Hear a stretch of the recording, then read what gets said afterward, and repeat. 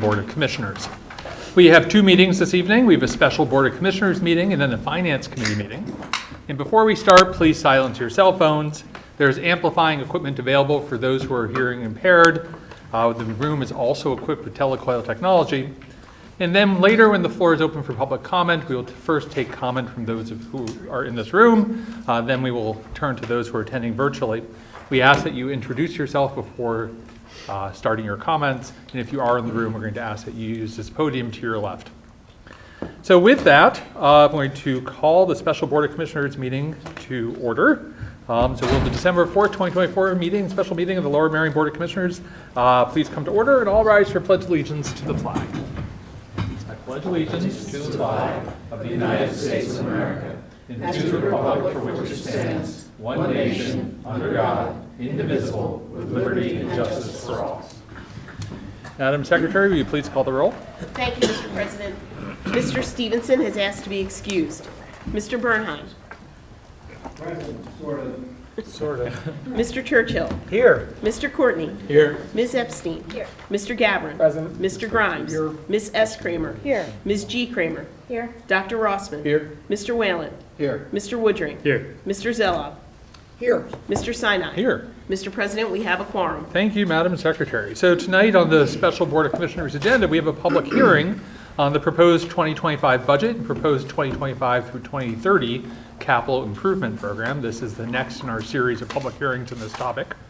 And this public hearing was authorized for advertisement at a stated meeting of the Board of Commissioners held October 16th, 2024, and duly advertised in the November 10th, 2024 editions of the Mainline Times in Suburban.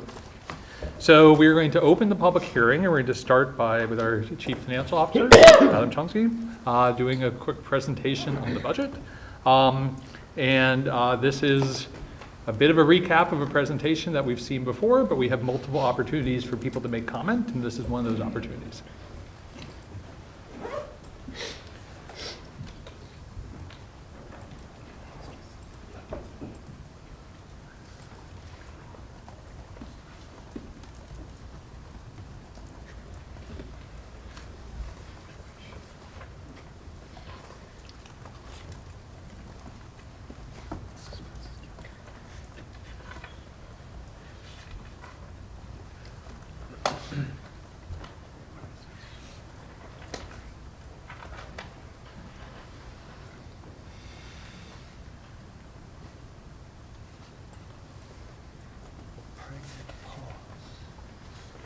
Bear with me one moment.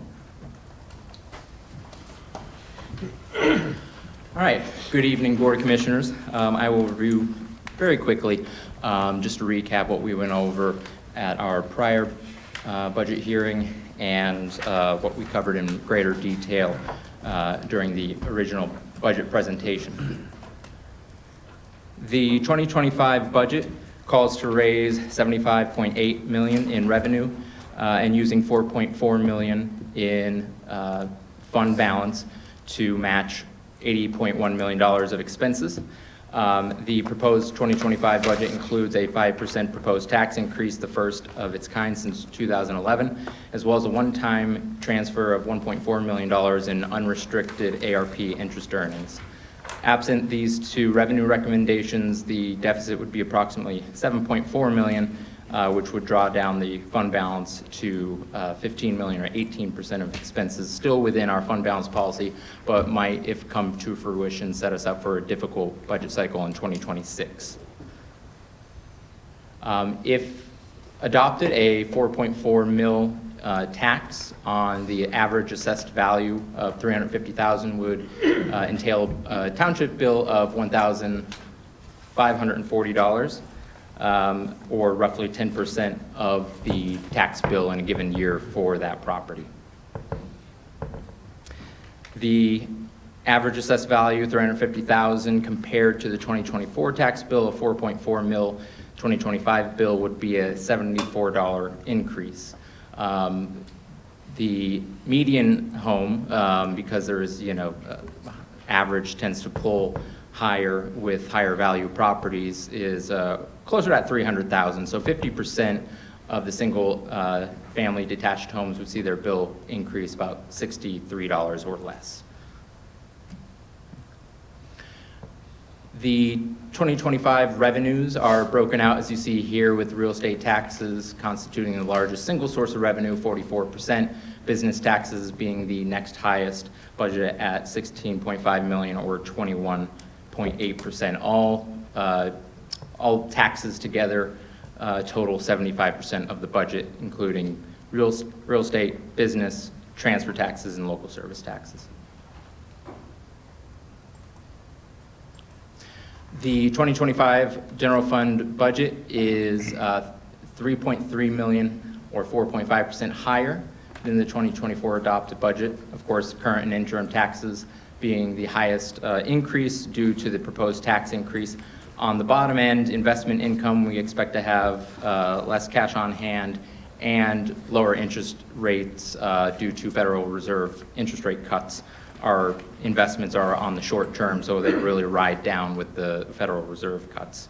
The PMIC refund is just the expected reduction in money coming back from our health insurance premiums, which is kind of the flip side of us recognizing very low premium increases in the last few years. Our utilization is creeping up to those premiums. On the expenditure side of the ledger, in the general fund, as is typical, the police is the single largest source of cost at just over 1/3 of expenses. Public Works and General Government are the next two highest, constituting about between 10 and 11 million each in the 2025 budget. Looking at our expenditures from the type rather than the function of government, the personnel costs, salaries are just over half of the budget. Benefits are another 15%, so 2/3 of our costs are the people that we hire to do provide the services for the township. Debt service has been inching down as we've been able to utilize American Rescue Plan funds, currently budget at 11% for next year.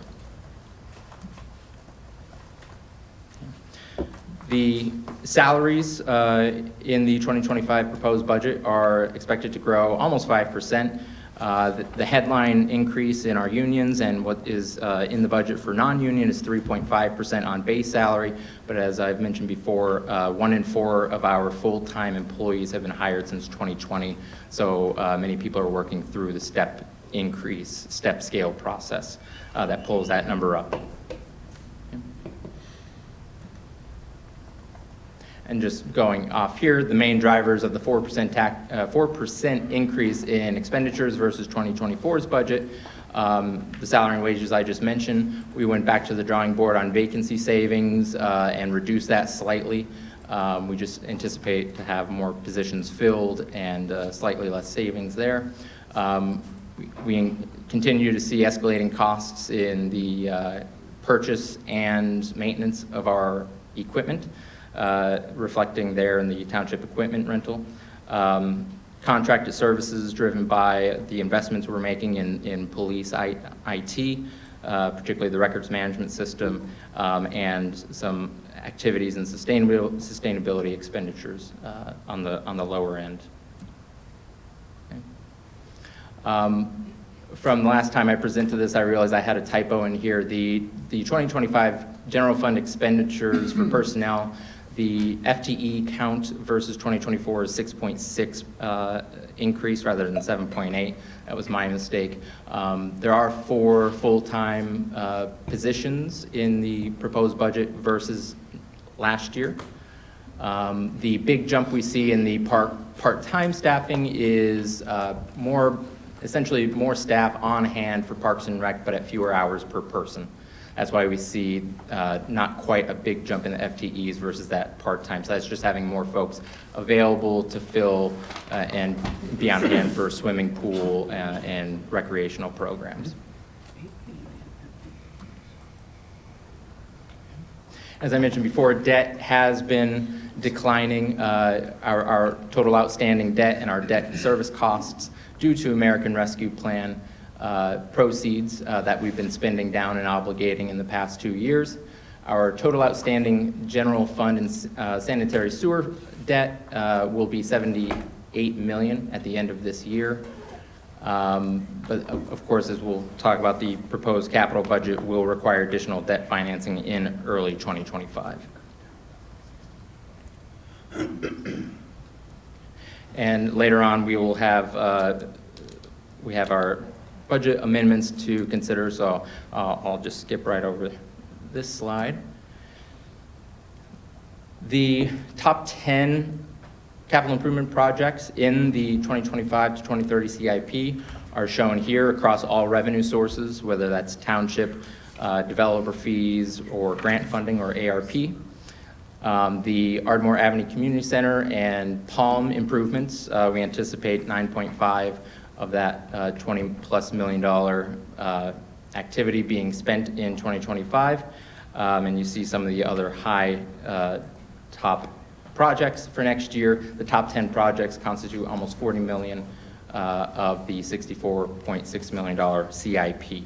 And American Rescue Plan is 25% of the funding for next year's CIP.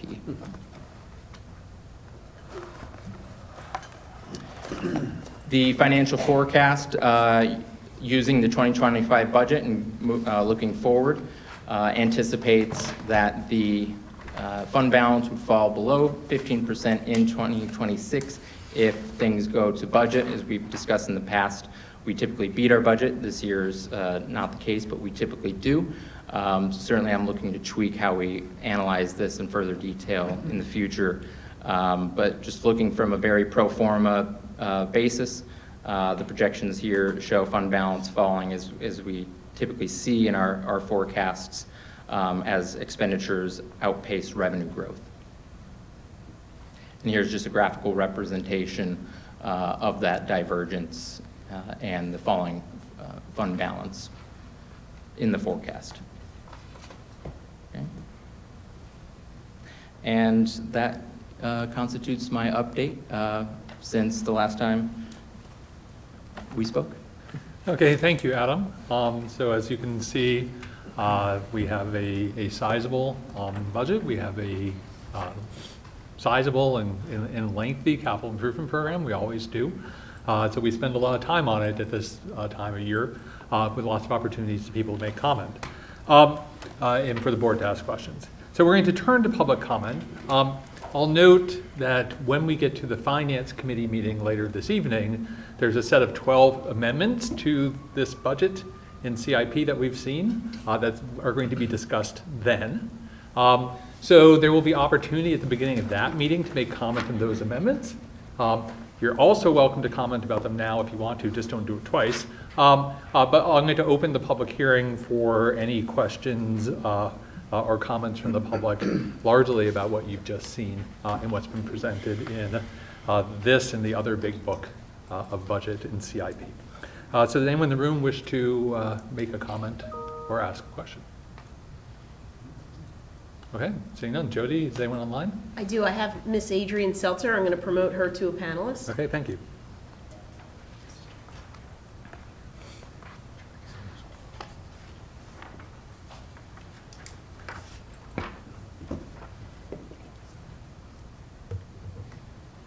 Miss Seltzer, you can turn on your camera and, oh, here we go. Unmute your mic. Jody, could you permit me on my, the other thing I'm on? On my, got it. I'm leaving this one.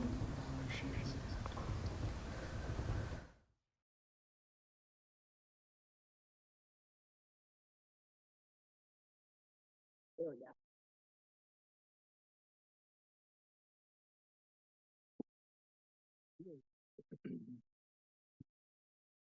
Can you see me? There I We am. can. I left my glasses in the other room and can't see anything. So, my notes, can you forgive me for 1 second? Maybe, is there somebody else? I think you are the only person we have who wishes to participate. Do you need a moment? Please, let me get my glasses. I can't read anything. I know the feeling.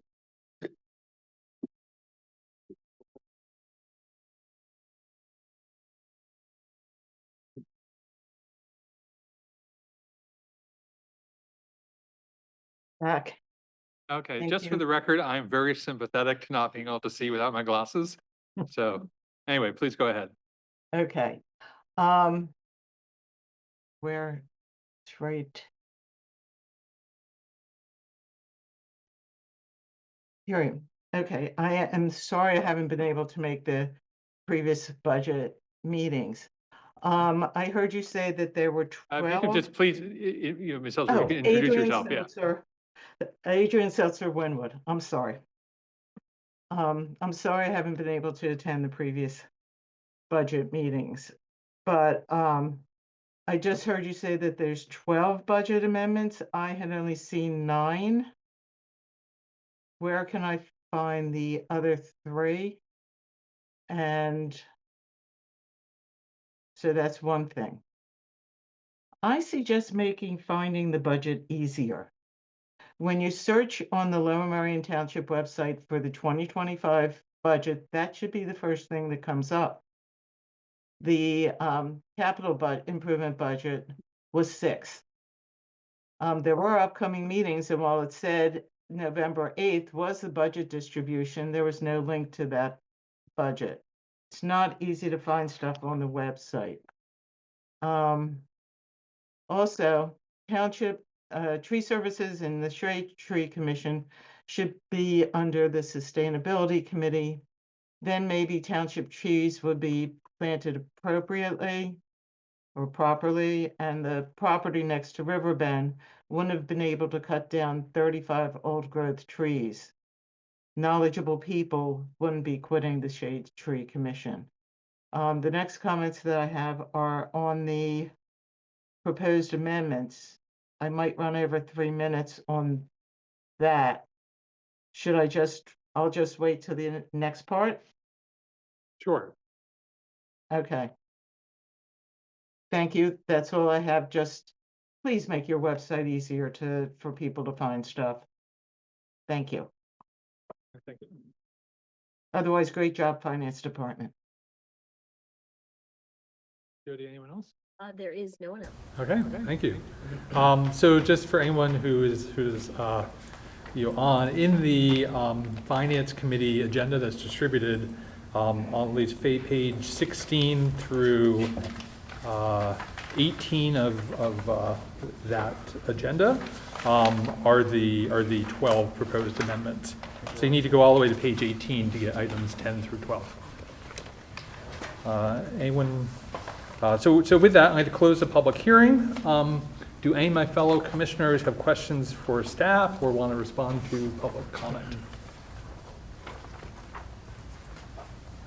Okay. Seeing none. So just for the public, we have already discussed this budget several times. So there's been a number of questions that have been asked already. So it's not a surprise that people don't have comments at this point. Okay, so with that, we're going to adjourn the special meeting of the Board of Commissioners, turn to the Finance Committee meeting, and I recognize as Chair Commissioner Zelliff. Thank you, President Sinai. Tonight, there are 6 items on the Finance Committee agenda. We'll start with item number 1, which is for the committee to consider awarding a contract for scrap metal recycling. I think this is a reverse contract in that this will be income. Adam, can you tell us more? Yes, the first item is consider recommending for award the contract to Pursuit Metals, LLC, for scrap metal recycling. As you alluded to, unlike most awards here, the highest bidder would win in this regard because this is revenue coming to the township. The contract is based on a commodity price that moves around, and the contractor gives us a rebate back, a certain percentage of those revenues for taking that scrap metal and processing those. The anticipated revenue based on our estimated tonnage at the current prices and the rebate amount, about $40,000 a year.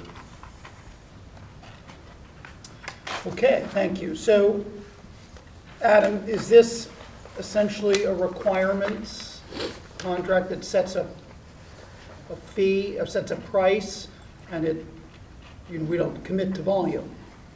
Correct, yeah. It's based on estimated tonnage, and what is committed to is that rebate percentage, which in this contract is 70%, which is hardly changed from the current contract, which is 71%. And this vendor for the consideration for award is the current contractor on the current contract. Okay. All right, to get this item, to get the discussion started, I'll move that the Finance Committee recommend to the Board of Commissioners awarding a contract for scrap metal recycling to Pursuit Metals LLC in accordance with the bids received on Thursday, November 21st, 2024, with the recommendation of the Chief Financial Officer and the approval of the Director of Public Works in the total bid amount of $40,162.50. Do I have a second? I do, from Vice President Kramer. Okay, so are there any members of the public here in the room who have any questions or comments on this item?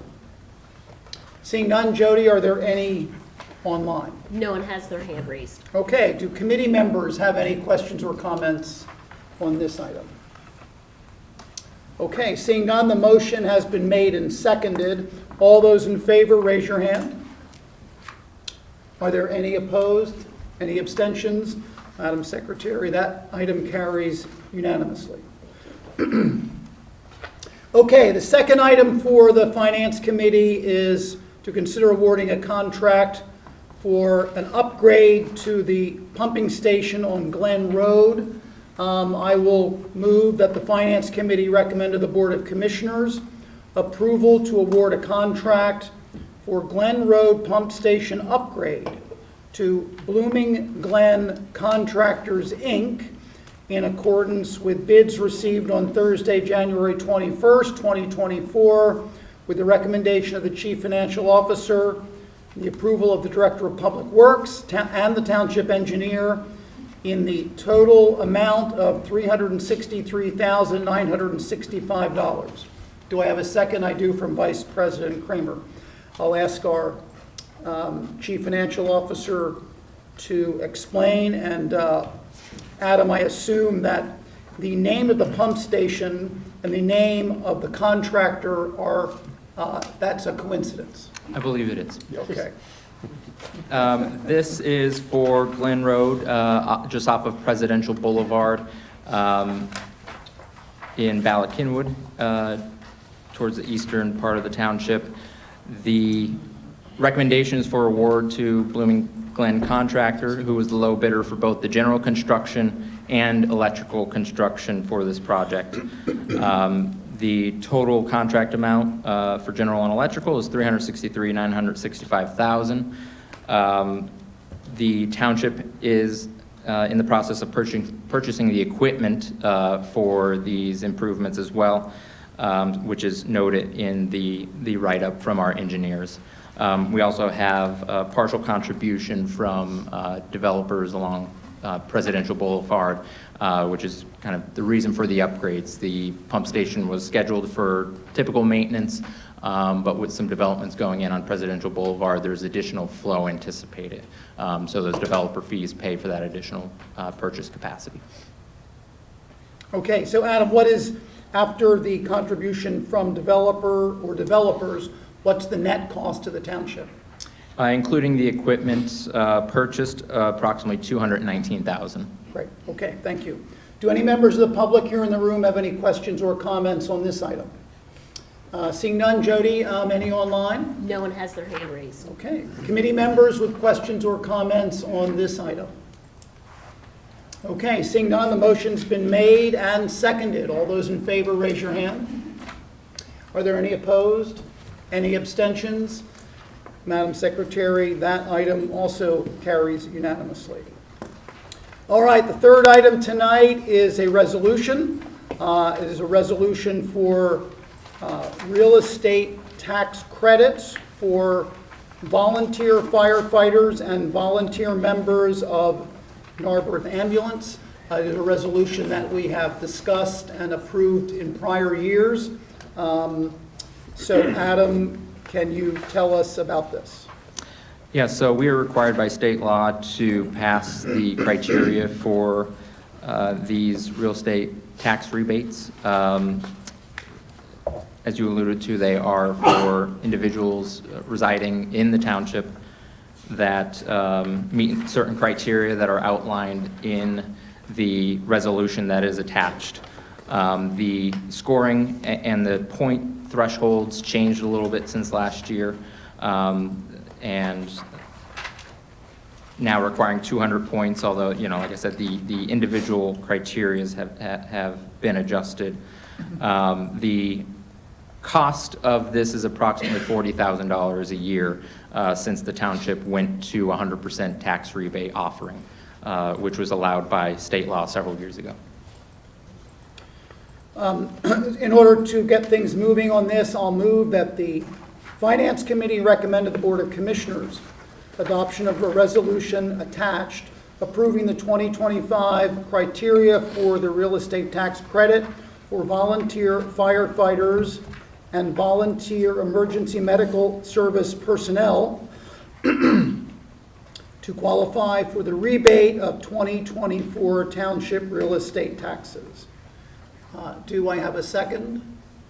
Commissioner Bernheim seconds. Are there any members of the public here in the room with any questions or comments on this item? Seeing none, Jody, are there any online? Yes, Ms. Seltzer has her hand raised. I'll promote her. Okay.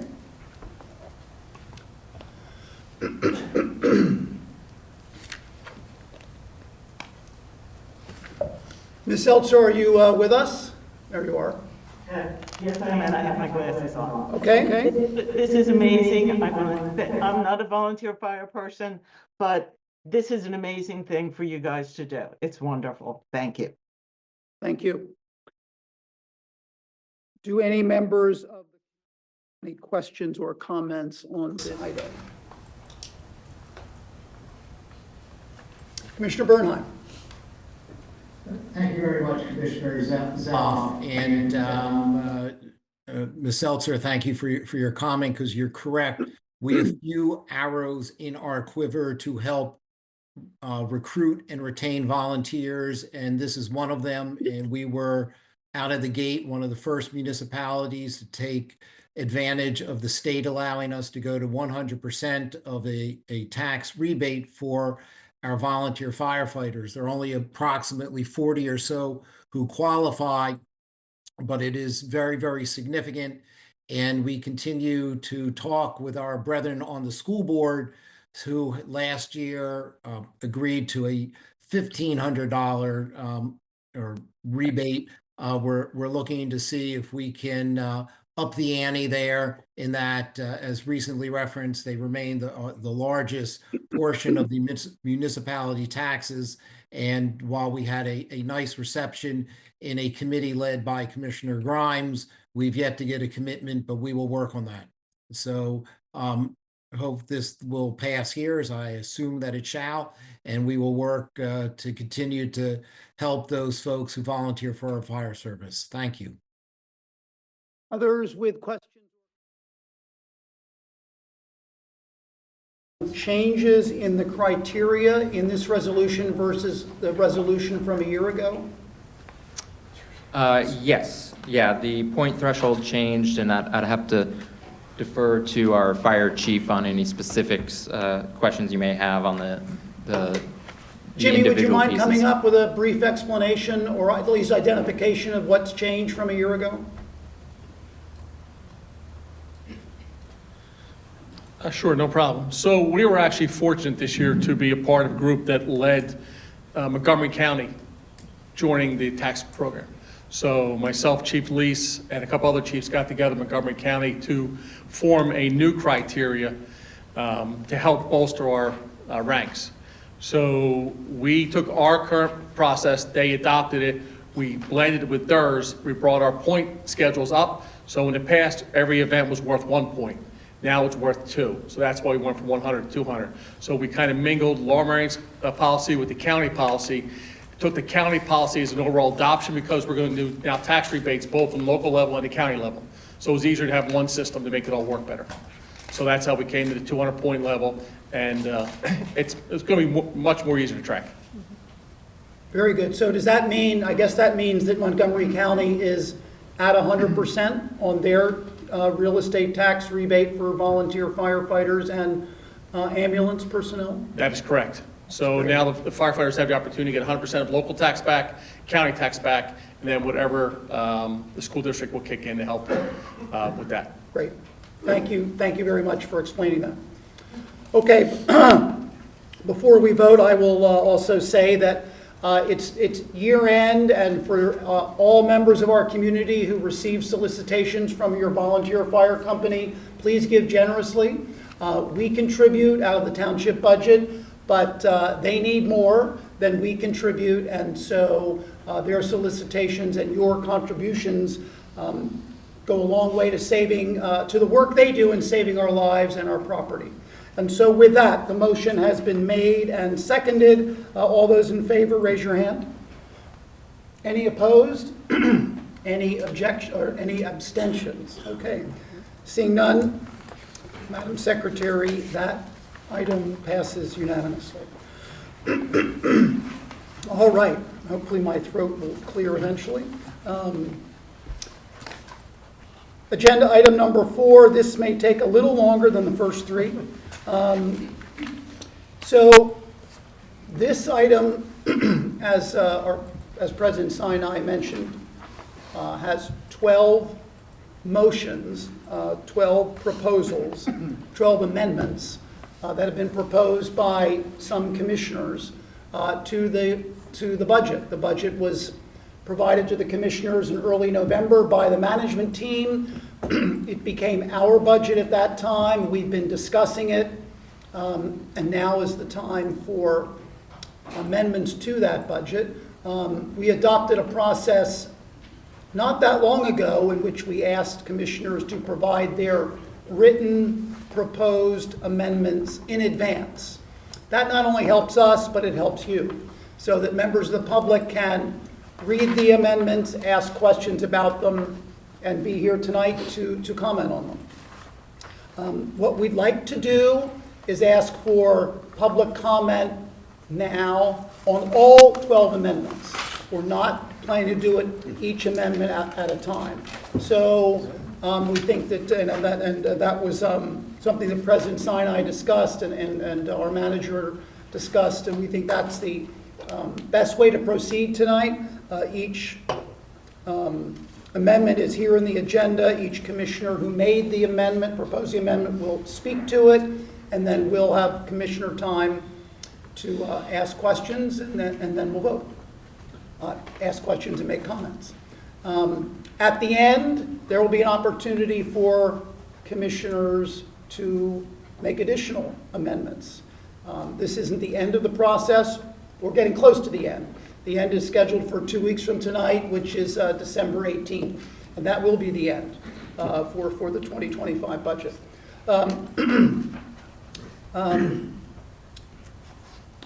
We've been discussing the budget in the course of our annual budget cycle, a budget cycle that has worked very well and has been consistent for many, many years, starting with a capital budget workshop, a lot of staff work over the summer, an operating budget workshop, and then discussions in finance committee and board meetings from September through now. And so these amendments are also in context of an entire budget. A number of these changes to the budget and that have been discussed previously have been in isolation, but now we're doing so in the context of the entire budget. So that makes it so that we all understand total revenues, total expenses, the proposed tax increase.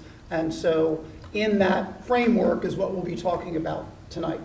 So with that, are there any members of the public in the room who wish to ask questions or have comments on any of the 12 amendments that have been proposed that are in the agenda this evening? Yes, ma'am, please come forward. I think this is the best podium to use. Please introduce yourself and tell us where you live.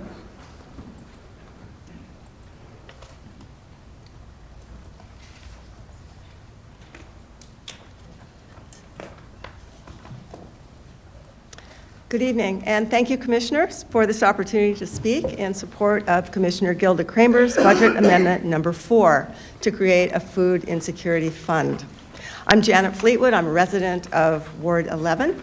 I'm chair of the Lower Merion Health Advisory Council, a board member of the Montco Anti-Hunger Network, a volunteer at the Mitzvah Food Pantry in Ballackinwood, and a professor emeritus, most recently, of public health at Drexel University. There are several government definitions of food insecurity, the term that is used, but I like the most simple one, limited or uncertain access to adequate food. But I'm here tonight to talk about people, not terminology. In Lower Merion Township in 2024, this year, right here, there have been over 2,500 visits per month to our 7 food pantries. Each visit is actually a pickup of a bag or box of food. That food will serve that person and often several others in the household. So we can do the math. This year, 2024, there have been 30,000 visits to our food pantries. Sadly, not all visitors left with a full bag of food. In fact, 6 out of 7 of our Lower Merion pantries have suffered food shortages this year and have run out of food before they can meet the need. Although many of us don't see this day to day, hunger in our township is actually not a secret. In a recent community assessment of township residents, food insecurity was the 5th most important issue to township residents, right behind affordable housing, taxes, senior needs, and mental health issues, and ranked as more important than transportation, economy, jobs, and education. Our neighbors and your constituents understand that food insecurity in our township is a real issue. And they're not wrong. According to Feeding America's 2024 study, food insecurity, of course, has increased dramatically since the pandemic, amid higher costs of living, end of pandemic era government programs, and historic food inflation. On Friday, I paid $6 for a dozen eggs at Target. Why isn't this the county's problem, you might wonder? Well, in 2023, there was a 60% increase in visits to the pantries in Montgomery County, and over half our pantries countywide are unable to meet the need. How about SNAP, or food stamps, and WIC? SNAP and WIC don't meet the full need with their stringent income levels and daunting enrollment process. How about that USDA free lunch program that everybody talks about? Well, before the pandemic, our free lunch reduced rate was about 9% of our kids. Since the pandemic, it's 13%. Not gotten better, it's gotten worse. And while free school lunch is lovely, what about dinner? Weekends? The rest of the family? Commissioner Kramer has proposed a budget amendment to begin to address the problem. The Lower Merion Health Advisory Council, which I chair, adheres to the public health principle, nothing about us without us. We'll collaborate with our food providers, township businesses, and other stakeholders to create and implement sustainable, fiscally responsible, and efficient, dignified, and impactful solutions. Successful projects done previously here or elsewhere include restaurant surplus food rescue, community food gardens, we've seen here, capital improvements for pantries, like increased refrigeration space or technology improvements for tracking and for distribution, increased SNAP and WIC enrollment, making that easier for people, and reestablishing the previous successful Restaurant Meals for Food Banks program. Our neighbors, your constituents, need food assistance to maintain their health, their well-being, and their dignity. Please support Budget Amendment Number 4. Thank you. Thank you. Other members of the, other people in the room, other community members in the room who wish to come forward?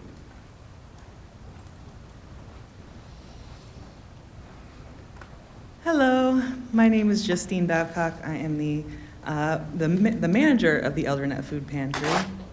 I'm here in conjunction with Janet to talk about the insecurity and the need of our community members. She is very correct that we are at a loss for some of our needs. We find ourselves constantly running out of toilet paper, paper towels, bottled water, super essential things for people who, living with disabilities or who have a hard time doing certain washing, having things like paper towels and napkins and tissues is very, very helpful. We are also very often running out of shelf-stable goods like rice, peanut butter, jelly, snacks, all sorts of things. We also have a hard time getting adult incontinence products, which is a major issue. I'm sorry. I'm sorry? What did you say? We find ourselves needing a lot of adult incontinence products like pull-ups, bed pads. Those things can be very, very expensive. They're needed in perpetuity, and they cost about $20 a pack if you're lucky. So they get very expensive, especially when you're on a fixed income, and especially when benefits keep getting cut. So we have a lot of people who have more need than ever before. We traditionally serve people who are elders or who have disabilities, but we've been seeing a lot more families with young kids, as well as working age single people who are just in great need. I think we all know how expensive food is right now, and it's very difficult for people to keep their shelves full. We also can't necessarily provide people with everything they need. We let people shop once every 2 weeks, which is not enough to sustain a person. But that's as much as we can afford to give people with the amount of space we have and the amount of food we can support in our location. We are always running out of space or having nothing. It's one or the other. And we unfortunately don't have enough space to keep a healthy stock for longer periods of time. So in general, there is a massive need, and we could really use additional funding. Our neighbors are asking for more because they need more. And yeah, I guess that's it. Thank you very much.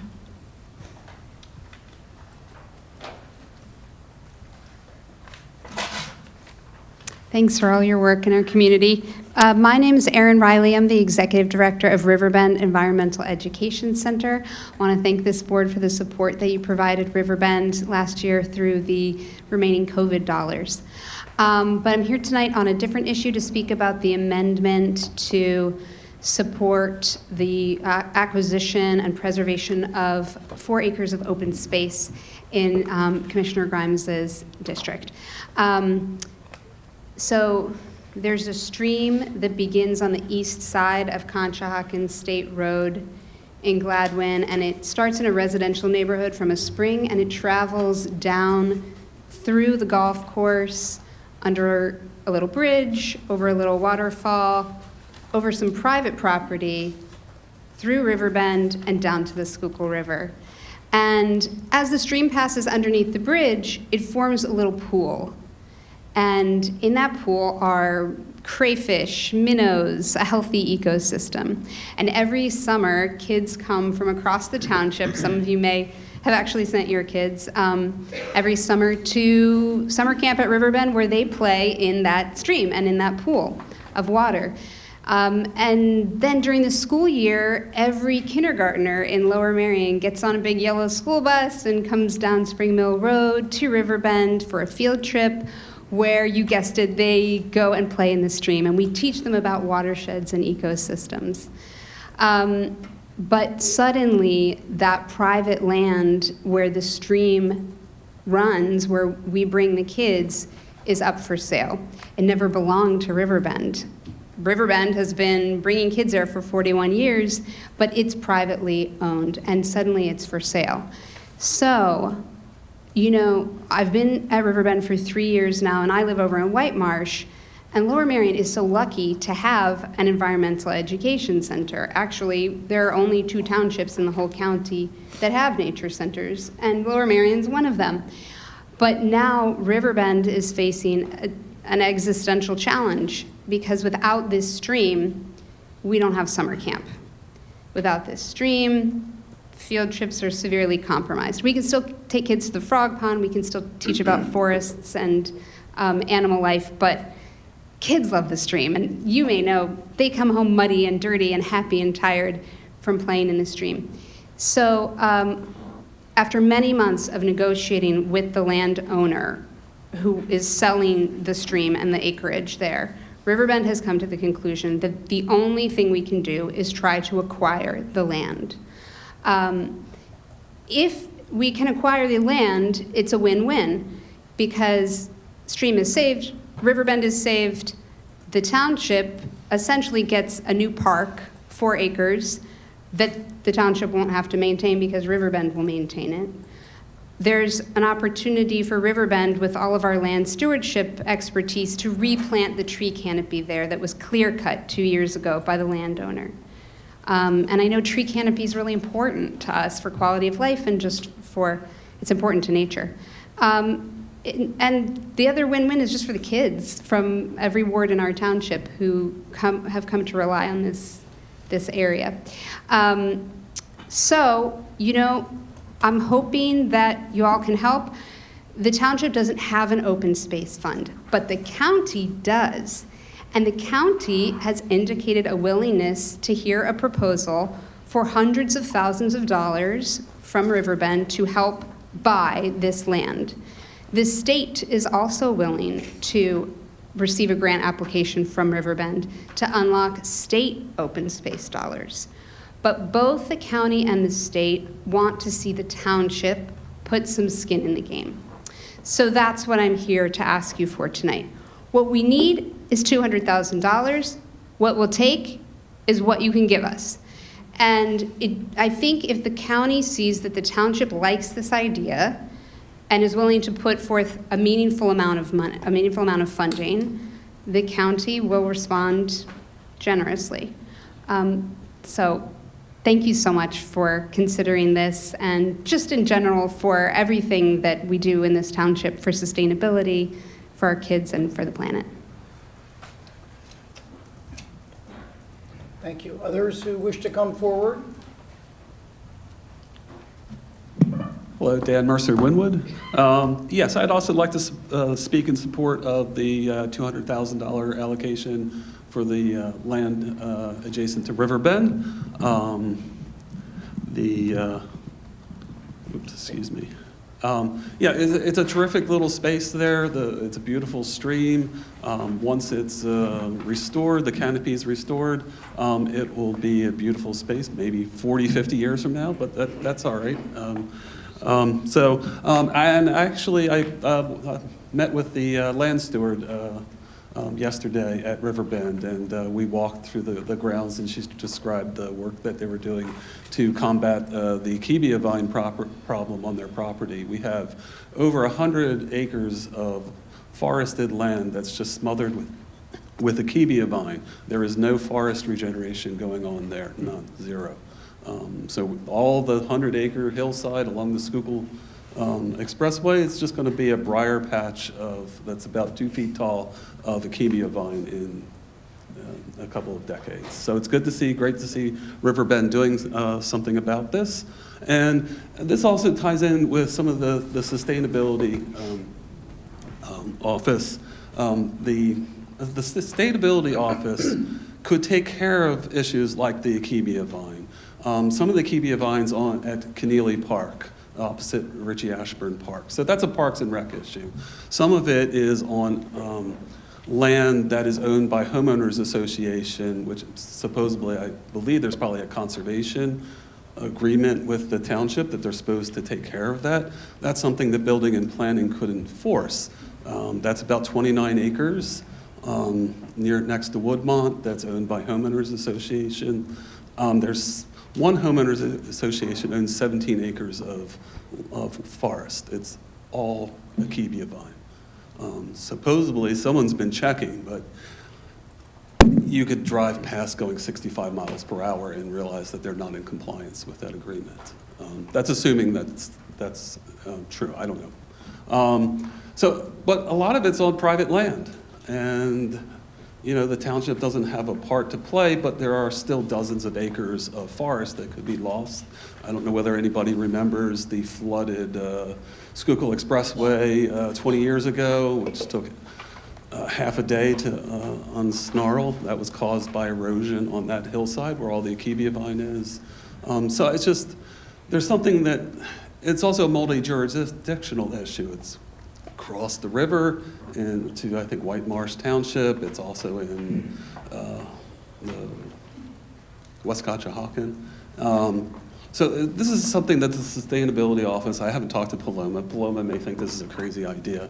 But this is something, it's not Public Works, it's not building and planning issue, it's not a Parks and Rec issue.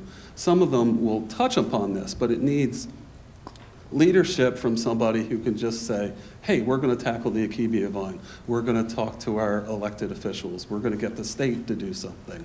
we're going to get the county to do something. So I would really encourage that the board to maintain this position as a full-time position. Thank you.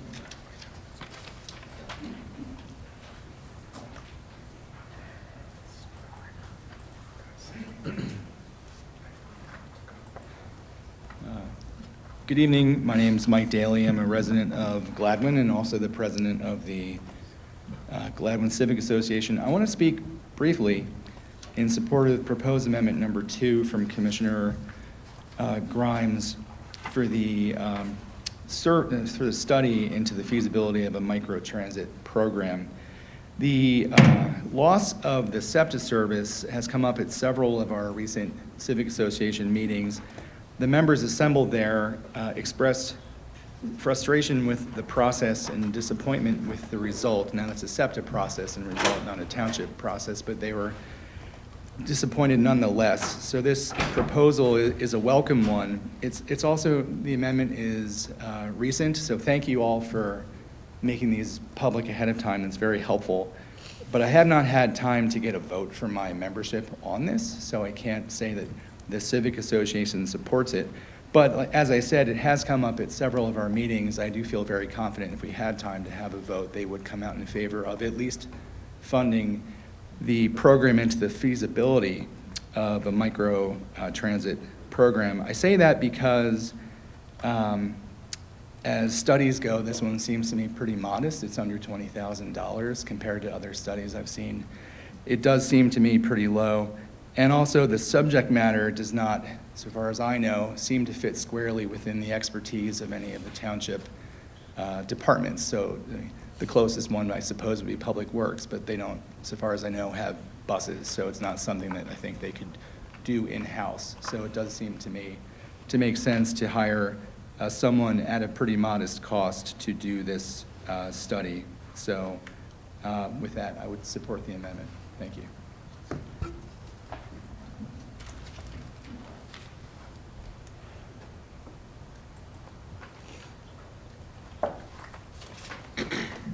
Hi, my name is Ken Brownstein from Wynwood, Pennsylvania.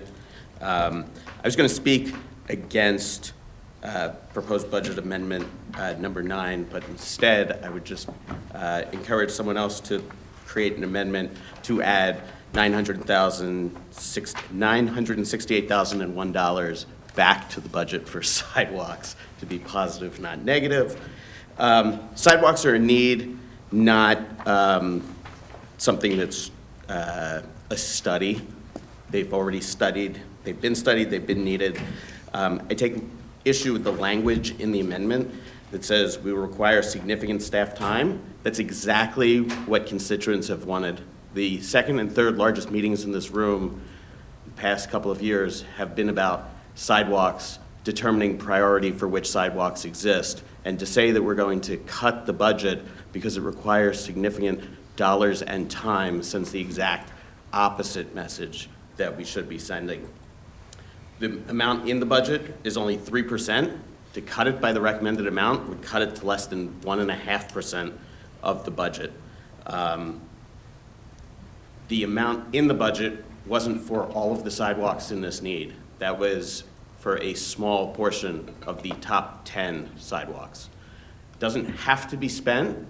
We were told that it was going to be difficult to get approval from engineering, from landowners, et cetera.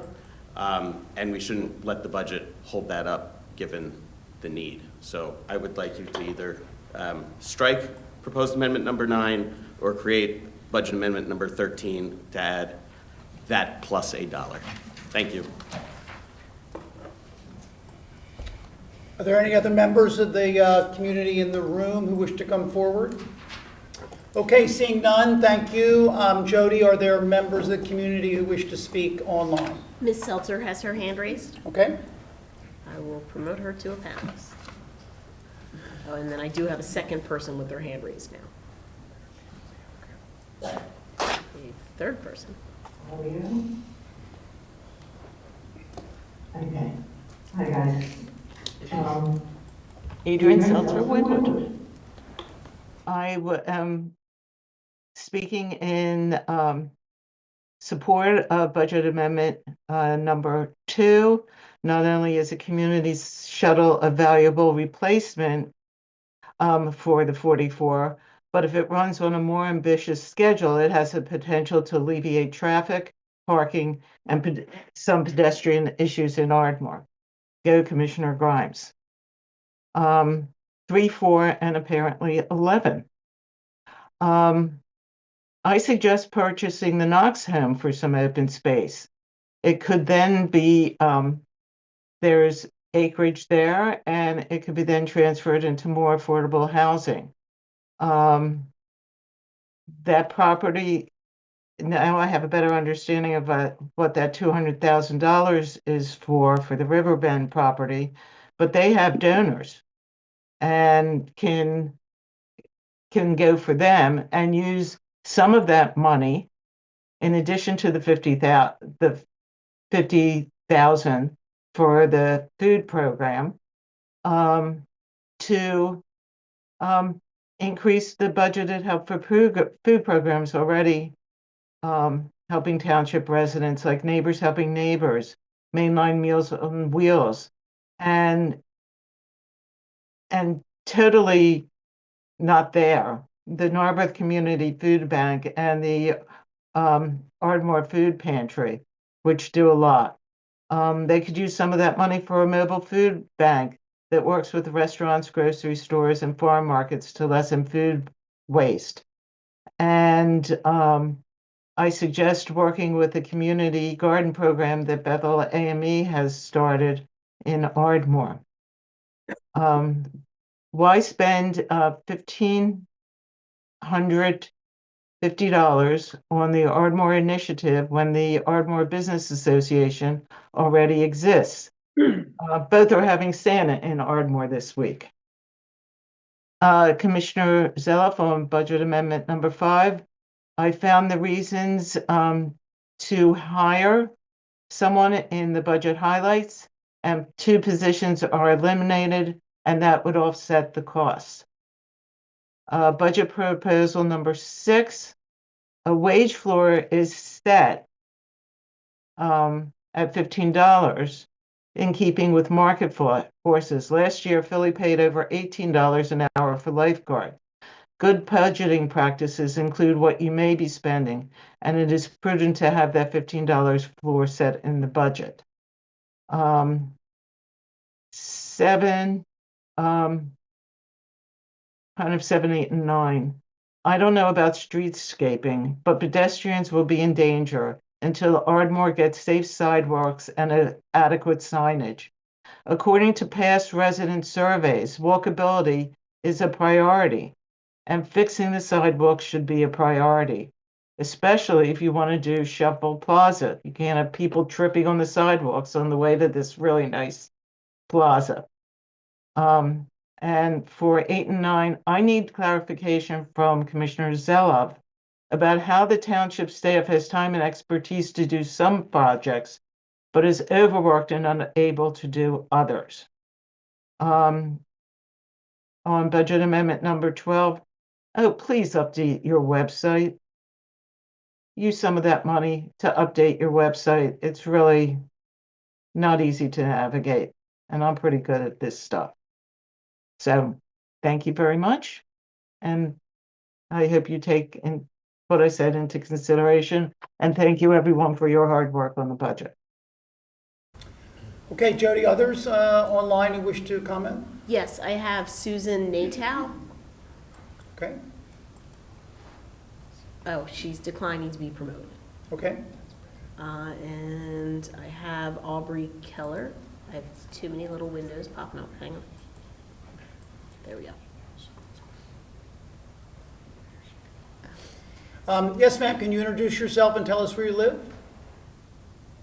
Hi, I'm Susan Nato, and I'm a resident at Oak Hill, and I'm also a member of the board. I'd like to speak to the bus issue. Along with many employees that take that bus, we have 449 units, and we have a considerable amount of seniors who have medical aides and therapists that come to their units. and do use that bus. And that's going to be a big loss for them. You know, some of them are not able to get out. So I would like to support the shuttle. Thank you. And we have Aubrey Keller. Hi, good evening, everyone. I am Miniums. It is a community in Penn Valley, and I manage 449 units. However, the neighboring community, the Tower, also has 254 units. So that's 703 residents that have their bus routes now being discontinued. And this is a huge impact to this entire area and this entire community, as well as many of the staff members at both the property that I manage and the neighboring property, the Tower. As Susan had mentioned, we have a lot of staff members who depend on the bus in order to get to work, and a lot of our residents depend on their aides and assistance to come from, people who need SEPTA in the bus. So I say that this survey is quite critical to our community, and I ask that this is absolutely considered, because without some sort of viable transportation option, I'm quite worried about what it will mean for the 703 residents in this area. That is all. Thank you.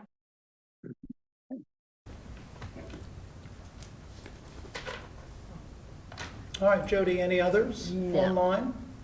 Nope. Okay, thanks to everybody for their public comment. We'll now turn to Commissioner amendments. As we've said, there are 12 that are in the agenda for this evening. What I'm going to do is go in order and ask the commissioner who is proposing the amendment to move it, and then seek a second, and then make the explanation for the amendment, and then we'll have opportunity for questions and comments from the committee, and then we'll vote. So the motions are going to be made by each commissioner, and the motions have been written by staff based on the requests made by commissioners. And that's going to be our approach. And Commissioner Woodring, you get to go first. You have budget amendment number 1, and yours involves an item that's in the capital budget. Thank you, Commissioner Zella. Not sure if it's by design that the rookie goes first, but I'm up for the challenge. So I'll make a motion to consider for recommendation to the board to amend the proposed 2025 budget, removing grant funding condition for the Belmont Hills Library patio project within capital project number 4098, library improvements. The project is currently appropriated at a cost of $135,000, with $108,000 or 80% of that contingent on county source of revenue. The amendment would remove this $108,000 in county source of revenue and increase the township source to the same amount. The township will seek grant funding for this project in the near term. The 2025 financial impact capital projects fund is a $108,000 decrease in revenue. Do I have a second? Thank you, Commissioner Rossman. Many of you may have saw my email ahead of this meeting. Already know that this was a project championed by my predecessor, but it's one project that still has my support. And currently, the way it's written in the CIP is that it's contingent on moving forward based on receiving grant funding. So as I stated in this email to everyone, this is a thoughtful project that helps activate a space that's on the backside of the Belmont Hills Library, and actually provides a nice visual and physical connection to the adjacent fields and park. And what this space could be utilized for is for outdoor events for the library. Could be anything from fundraising to all the other activities that they run. It could be a space used by the civic associations, or even a space used by the community. So It's asking for an investment in an existing township property. And as you may recall, in 2024, earlier this year, the patio project was submitted for Montgomery County's 2040 implementation grant. We also submitted the Ludington Library Solar Project, to which we chose to take the grant funding for that project. Makes sense, it's a larger amount. But that means that this project, ultimately doesn't move forward. It's because of the fact that it's smaller in scale, smaller in cost. When we go to submit for said grant, we're kind of essentially competing with ourselves, right? So if we put up a larger project that requires more funding, we're obviously going to take that larger funding if awarded it, right? So, but by making this project contingent on that parameter, that requirement, it will continue to get deferred. Meanwhile, the deferment results in larger construction costs, naturally rising, and it, at some point, I worry that if it's deferred enough, that it, could inflate the cost due to just rising costs and inflation, to a point where it might not be as feasible as it was today. So with this, I am asking that we take this step to remove that contingency for 2025. So if it does not receive grant funding in 2025, that it could still move forward. Staff still, I believe, correct me if I'm wrong, still plans to apply for the same grant with this project. So it's not that it won't receive grant funding or that we're substituting that. By all means, if it's the only project we put forward, or if it's the only project that receives that grant funding from Montgomery County, we can move forward with that. But with this, it kind of will help stop that process of deferring it. And again, it's not just, I understand some might view this as a nice to have, but it's a space that the community wants. It's a space that the community is, advocating for. And I hope you'll support this amendment. Thank you, Commissioner Woodring. So your motion's been made and seconded. Do committee members have any questions or comments on this item? Commissioner Grimes. Yeah, just a question, and I don't know who on staff might know this. Do we have knowing that grants are never guaranteed, do we have a sense of the likelihood that the grant would be approved next year? I can take that, Commissioners. Thank you. If you'd like. As Commissioner Woodring did raise, we did put in 2 grants, one for this patio project and the other for Ludington. Being the one that wrote it and submitted it, the county did contact us and asked which one we prefer, which is a good indication that either one would have been funded. Our intent is to put it in again this spring. I would say that we would be likely to resubmit the same application that would have been viable this current past year. Thank you. Thanks. Thank you. Other commissioners with questions or comments? Commissioner Churchill? Thank you. Just some clarification. This $108,000 that you want the township to get, if you get your grant, if we get our grant from the county, from the state, we would be reimbursed this $108,000? Well, let's have the staff answer that question. I can certainly answer that. That is correct, Commissioner Churchill. If our numbers don't drastically change, and of course we would provide updated cost estimates to the county, which again would reflect, but we would be reimbursed as if we were granted the award. Okay. The other question is, this $108,000, is there anything in the budget that could be reduced by $108,000 to allow this to go forward? We're going to direct that question to Commissioner Woodring. Some of my votes later in this meeting will show that I am in support of some of the budget cuts that are being proposed with the amendments. As far as referring to one of your requests about, what else could be taken out from the same ward, there's little investment happening in Ward 3, in my opinion. And so I do think there's other strategic ways to help fundraise for this project. I know the library board at Belmont Hills had tossed around the idea of, because there's pavers involved with this project, that there could be donor pavers, there could be other strategic ways to help fundraise, and I would more than welcome volunteering myself as a way to help strategize for that with the board. So. And the dunking machine, right? I will gladly get dunked if this moves forward. Okay. Other committee members with questions or comments?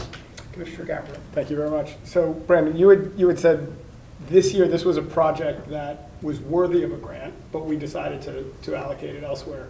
When we applied, do we have other library grants that we're going to also be putting in for, or is this the only one we're putting in? As of my knowledge right now, this is the only library improvement project that we are putting forward. As was referenced just a little bit ago, another sizable library project is the Ludington Solar.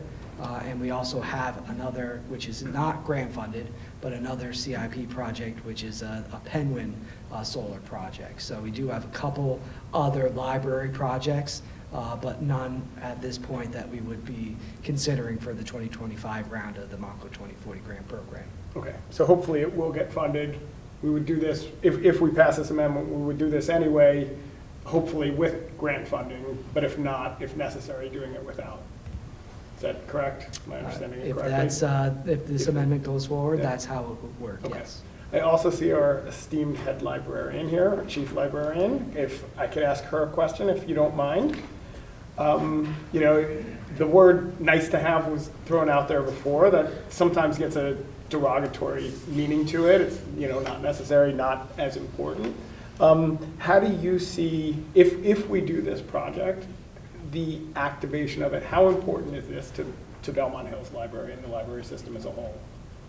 It's a small library, and it would be lovely to be able to expand the programming space, have story times outside and in nice weather, expand what we're able to offer through that. And also there's a lot of activity in the park and the field, and to be able to promote cross use from residents from the activity in the fields and the library would be good for the library. Okay, so you see significant use for this project if this moves forward? Yeah.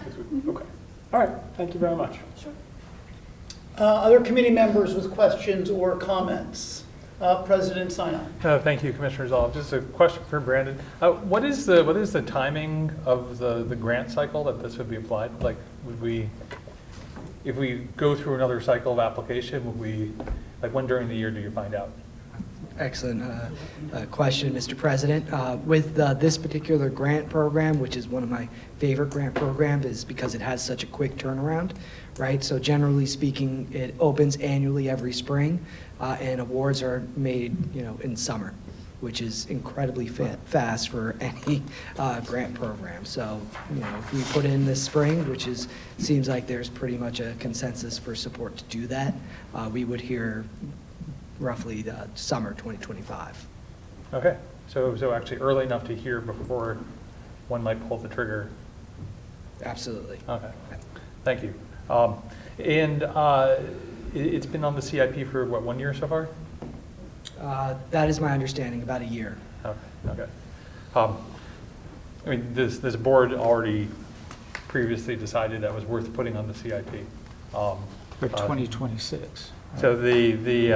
So I just wanted to address one comment that came up that I think put Commissioner Wittering probably in an unfair spot, which is this idea that anything that we might allocate needs to be met with some offsetting equivalent cut, like this equal and opposite cut, which is an argument I suspect would not be made if someone proposed a cut, that someone would say, okay, there needs to be an offsetting equal and opposite increase somewhere else in the budget, right? So we've been running a deficit budget for a while now, at least in terms of projection. There's been nothing that has been anchoring our spending to our revenues.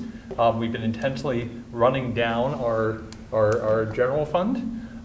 And so I don't subscribe to this notion that we must find things to cut. I do subscribe to us being disciplined in our spending, always, and we should not be spending our money on frivolous, wasteful things.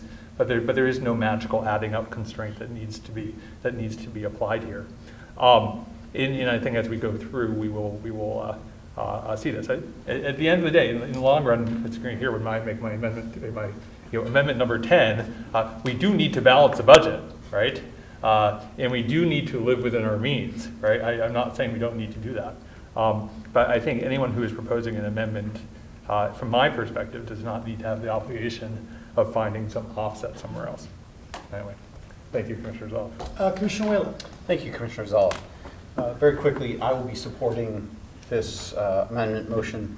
I think this is my 5th year almost in full on the board. I think I've been pretty clear in my position. It's going to stay that way tonight.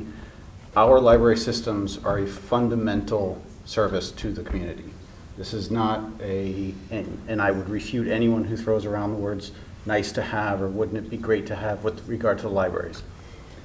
They got us through COVID.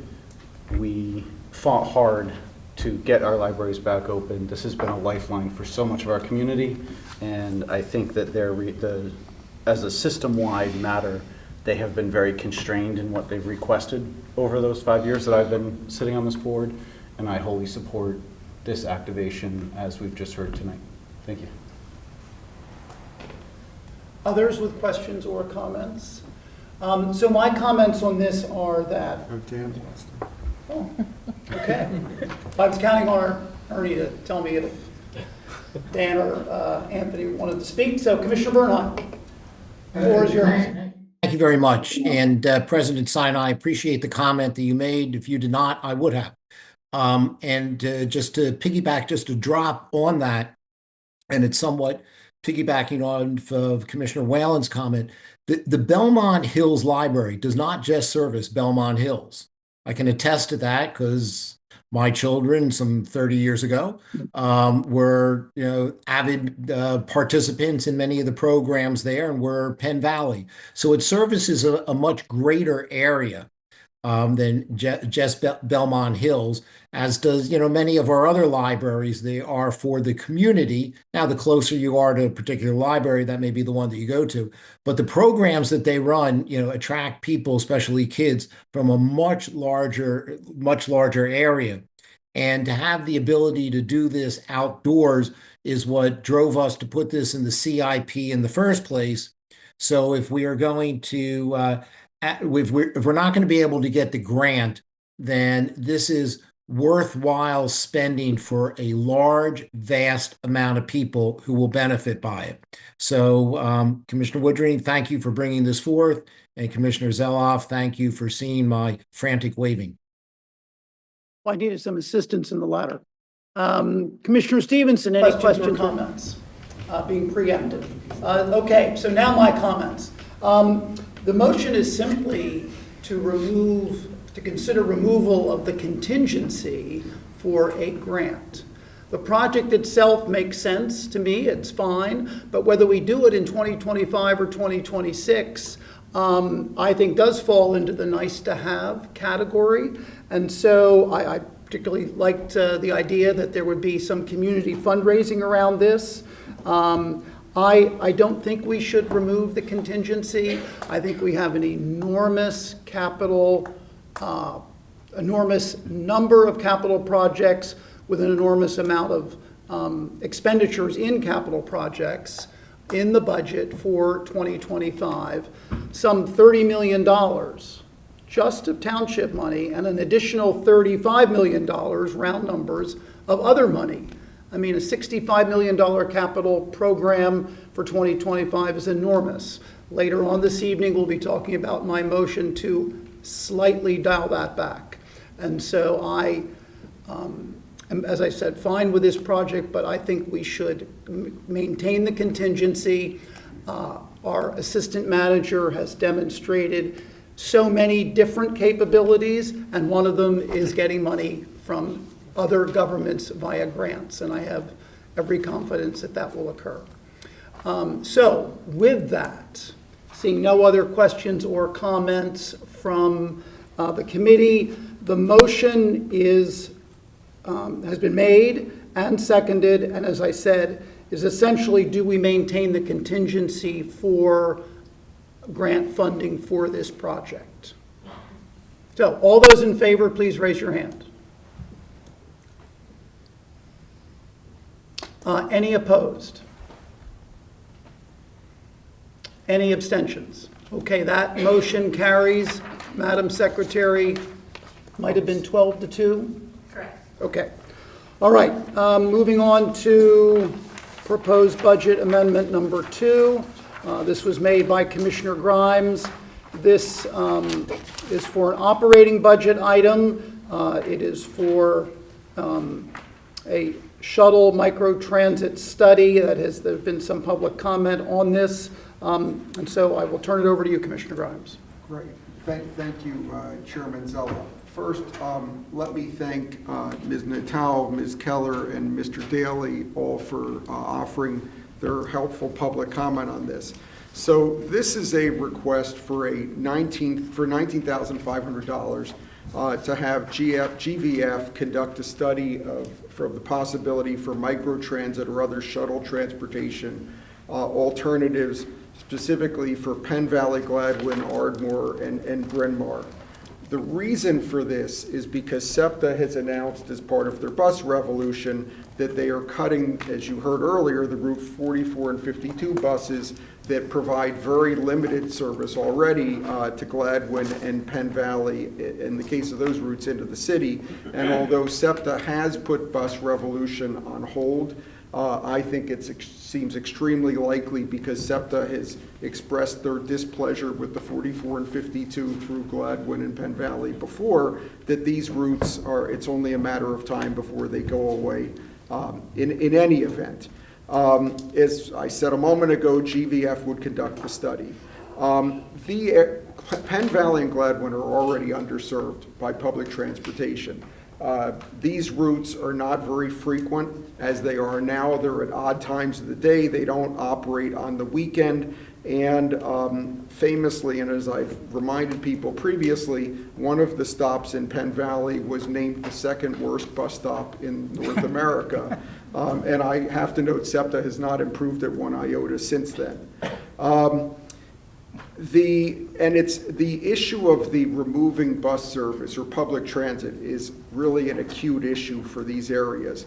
The Oak Hill, as you heard Ms. Keller say, 700 some odd units between the Oak Hill Estates and the Oak Hill Tower.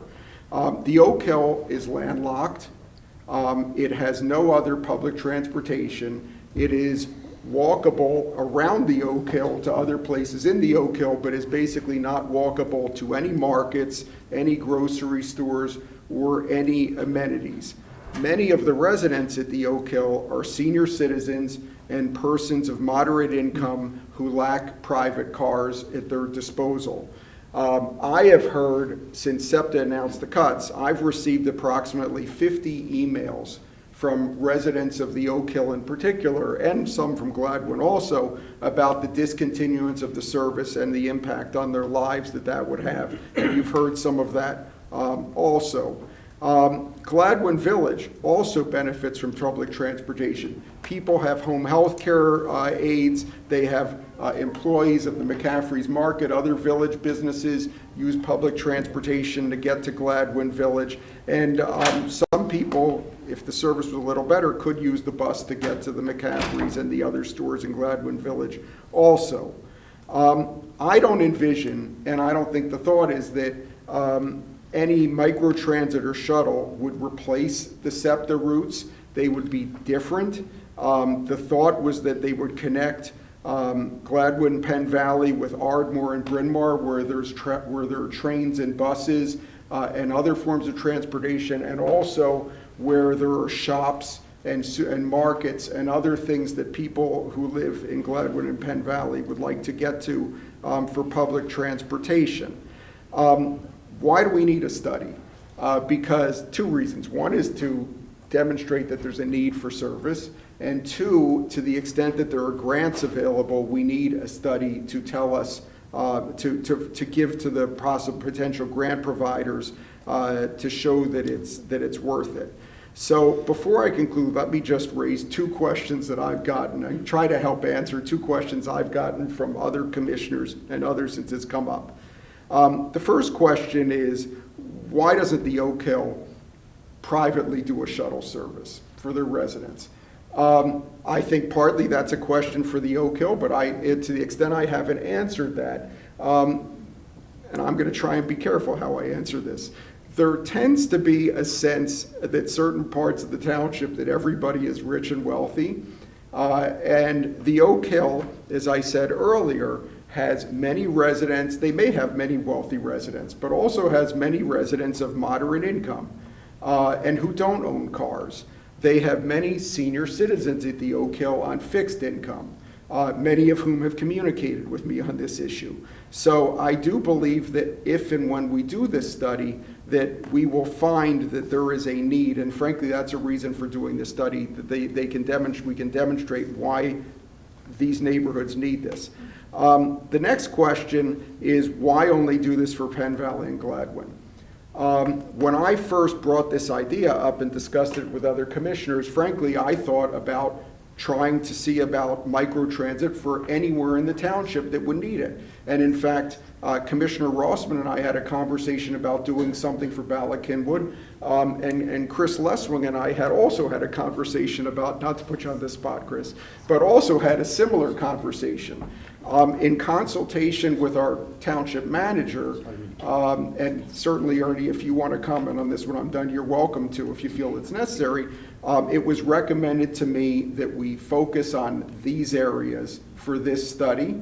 I think if we end up doing this and it's a success, we certainly should look at other parts of the township, but this was not intended to be exclusionary. It's a starting point about how we can better serve our residents. So with that, the requested $19,500, which is not nothing, but it is, I think, a reasonable sum for a study that will help us in the long run provide transportation for our residents. Commissioner Grimes, would you like to make a motion? Oh, I'm sorry. So let me, yeah, I didn't think there was anything I was missing there. I will recommend to the board to amend proposed 2025 budget to increase the general fund non-departmental budget by $19,500 and to allocate the funds to a shuttle microtransit analysis with a focus on potential elimination of SEPTA bus Route 44. Is there a second? Commissioner Kramer seconds. Okay. The motion's been made and seconded. Commissioner Grimes has explained his thinking on this. Are there questions or comments from committee members? Vice President Kramer. Thank you. I certainly understand Commissioner Grimes's points and the points of the residents that spoke on this issue. Right now, I'm inclined not to support the amendment because of a couple of reasons. One, we don't know what's happening with SEPTA right now. There's a lot happening with SEPTA, but more importantly, I think that if we're going to ask ourselves a big question about whether we want to meet a transit need for our residents, that's a big strategic question for the board, and I think that it should be undertaken by a subgroup, a committee, along with thoughtful input from staff and really fleshed out, and for us to decide whether we want to take that on as a strategic priority rather than making the decision right now during the budget process. So it's not that I'm opposed to the concept entirely, but just opposed to moving ahead with it right now without having more attention to it first. Thank you.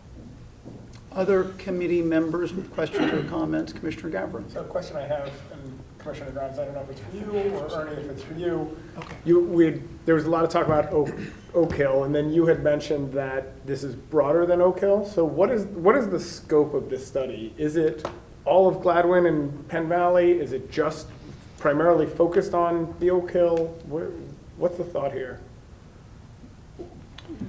Well, do you want me to try and you can fill in, or you just want to take it? I mean, certainly the focus is looking at the loss of the transportation on Route 44.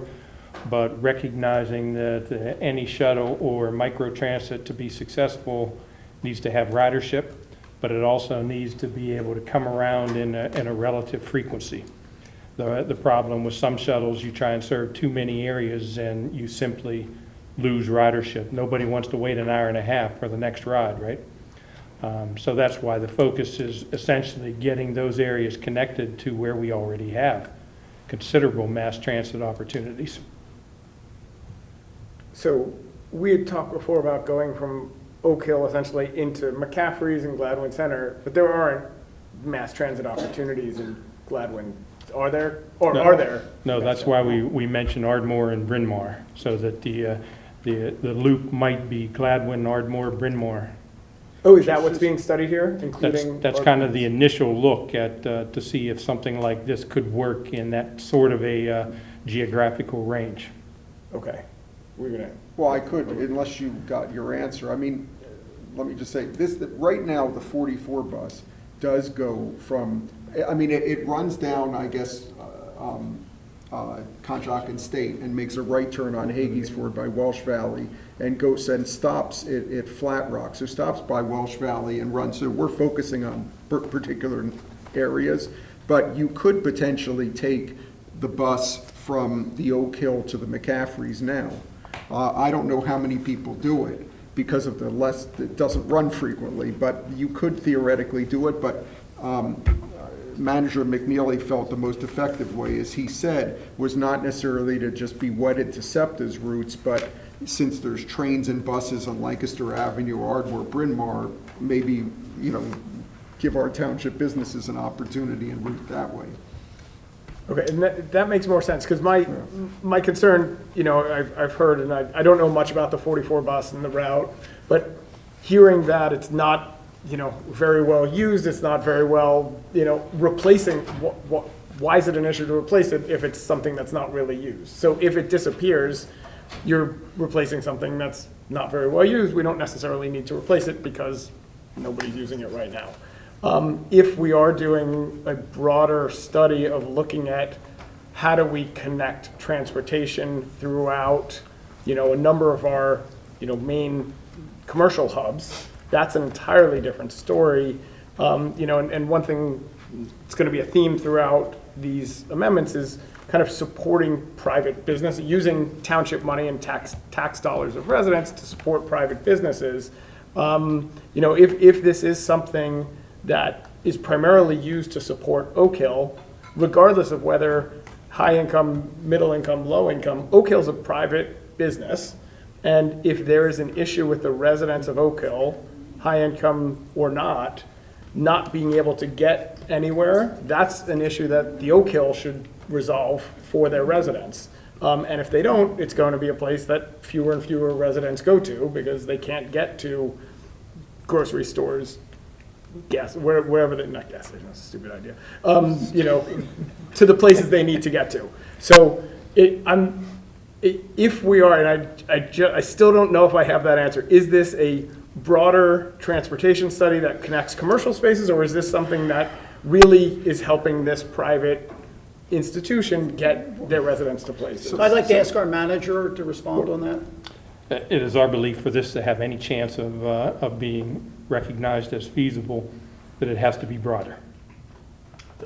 So it's connecting the commercial It's connecting the Bryn Mawr, Ardmore, Penn Valley, Gladwin. Okay, if that's the case, and we can do that for, you believe, a $20,000 study? Do you believe that's?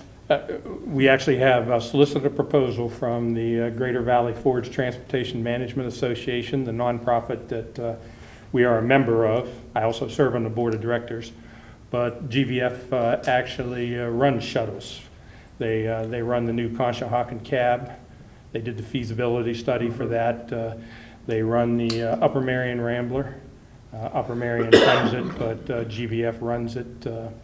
They run several private shuttles for corporations, GlaxoSmithKline and a few others.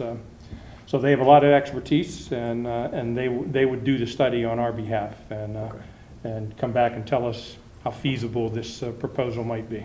Gotcha. So that said, I'm a lot more comfortable with this, and I would support it. I do share some of the concerns that Commissioner or Vice President Kramer mentions. This is a good, in my mind, pilot for that. We can look at this and then kind of take that and maybe go broader, because I think if there are a lot of residents who need to be served by public transportation and are not effectively served, that's something we should certainly look at and have a bigger study. I'm comfortable doing a smaller study that kind of can be used for a pilot for that. So thank you very much for the answers, and sorry about the multiple questions. Okay, Commissioner Whalen. I actually have no questions because Commissioner Gavin just gave me the complete assist and asked all the questions that I actually had. But I would just couch it as I share Vice President Kramer all your same concerns, that this is really the first step to whether or not we wholly agree that this is a larger township-wide policy. And I just divert with you at the last question, which is, I think this is warranted for exactly how Commissioner Kramer or Gavin just framed it. We're going to need some kind of initial study, and this is a very effective way to get that study done and maybe kickstart whether or not, right now we'd all be battling our own ignorances about whether this is warranted or not warranted, or feasible or infeasible. But if we get some kind of small study like this going, we can see, oh, this is the tip of the iceberg, we really need to focus on this in the coming years, or this really isn't the deal that we thought it was, and maybe Oak Hill should just step up and run itself. So I will be wholly supportive of this for all the same reasons actually Commissioner Gavin raised and Vice President Kramer, actually for the same issues that you raised. I think it's warranted. Just Okay. Others with questions or comments? Commissioner Rossman. Commissioner Grimes, this is a 44 bus run now, or are they going to be cutting that back? I'm sorry? The 44 bus run now? It is running now on weekdays. Oh, okay. Like 5 trips a day. The SEPTA is running into so many problems. I can see this down the line being cut. It has very little ridership. I think this is a minimal amount to invest in a study to see whether or not it's feasible to go ahead and do something. So I think to be proactive for transportation of our citizens, this is a minimal investment. I would be for it. Okay. President Sinai. Thank you, Commissioner Zoll. Just a couple of quick questions. I guess the first is back to the bus revolution, which SEPTA is like treading water or doing almost nothing now. I guess the question is for Commissioner Grimes, which is what is the pressure to do this now, as opposed to one SEPTA says, okay, we're going to cut it. Like they generally give warning. It's not like we're going to cut it this week, right? Like why should we not just wait to do that? That could be 4 years from now. If you want the most up-to-date study with the most I'm worried about having this be one of the studies that's on the shelf for a long time. And that's obviously I don't work for SEPTA. Yeah. But my sense of it is that, first of all, it is this if we approve this and it goes in the budget, this is not going to be done now. I believe, I don't have the GVF proposal in front of me, but I believe that they are envisioning a result of their study in June. If we start, Ernie's shaking his head, yes. So it's 7 months from now. And I don't think it's responsible to wait until we know. SEPTA could cut this, because SEPTA certainly has not solved their financial issues, as most of us know.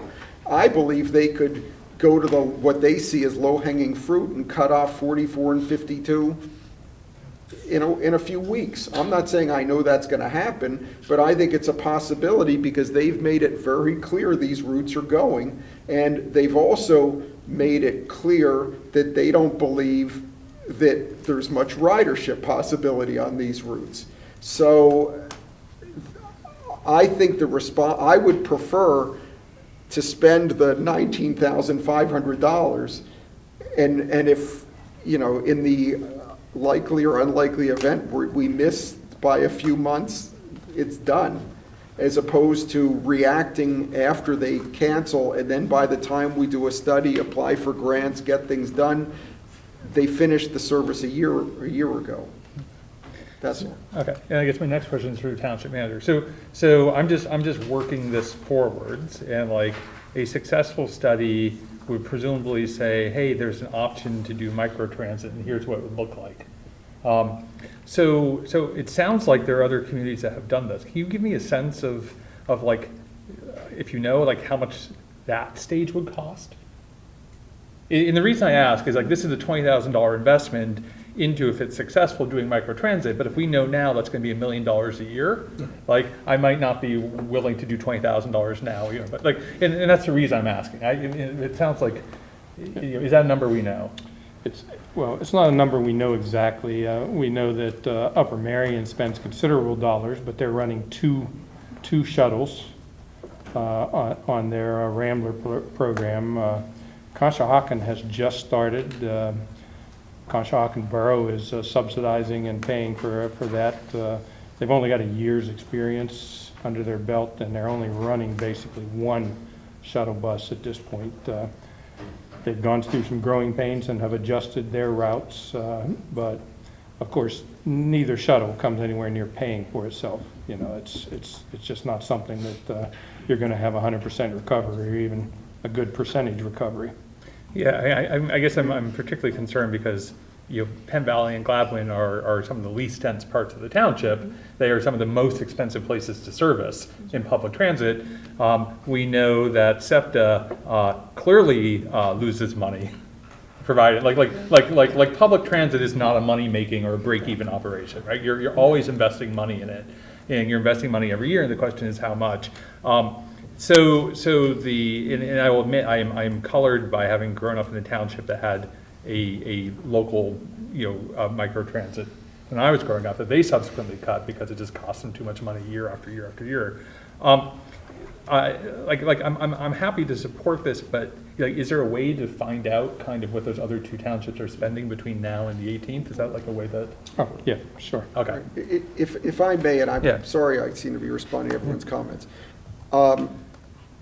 My understanding is that there could be some grant funding for this also. I will tell you, I had a conversation with one of our state legislators who endorsed, you know, to me that the township would look into this and thought there were some possibilities. I don't, you know, I have not looked into it myself, but my hope is that with the study that we could see what's out there and you know, I appreciate the cost of if this is not subsidized. It's not lost on me. Okay. Thank you. Commissioner Stevenson. I'm glad somebody let Commissioner Law know that I was doing jumping jacks to be recognized. Ernie's got to let me know quicker. I know.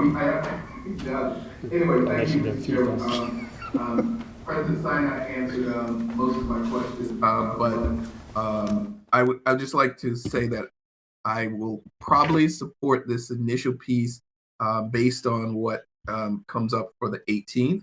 However, mine is a statement to say that I find it interesting that we are hearing comments about the need to have this type of transportation to bring in folks to work, and to a lot of those people who are coming in are people who are working class folks.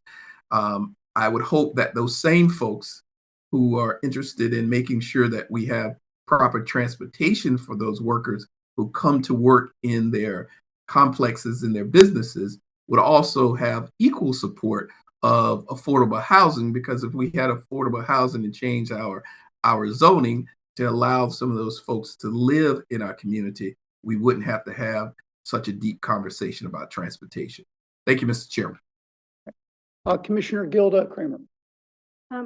I just wanted to try to make sure I understand one thing and then a comment. Do we have any idea when SEPTA is really planning to cut this route out? Well, SEPTA did announce, assuming your directive is to me, SEPTA did announce they're cutting the route as part of Bus Revolution, and then they put the entire Bus Revolution program on hold for now. They just did that like 2-3 weeks ago. So I don't have any inside information, but as I explained before, I think this route is on, I hate to call it a death watch, but it's kind of like on life support, I would guess, because SEPTA has expressed displeasure with this route for a long time. Okay. I just wanted, and just in general, I wanted to make a general comment about this concept of having, you know, a sort of a shuttle arrangement in the township. And this is something that I talked with people about even before I became a commissioner. That I thought that for sustainability reasons and for traffic reasons, there would be some tremendous benefit to having a shuttle that would run up Montgomery to Ardmore, possibly Bryn Mawr, and then back down Lancaster. That could connect, for example, the Kenwood Station train to people who live a little further away to increase ridership on that train. And then also there's been a lot of discussion about, with the growth in the City Avenue district, of the need for a shuttle service to connect the buildings that are going up there to the train station, which could also increase ridership on the Kenwood train, and which would be, you know, very valuable for the community. So I think, you know, I understand that the Oak Hill is not an institution, it is a condominium. And there are a lot of individual owners, and I know many people who actually live there. It isn't like this is a commercial landlord renting these properties out. These are individual homeowner residents of the township who live at the Oak Hill.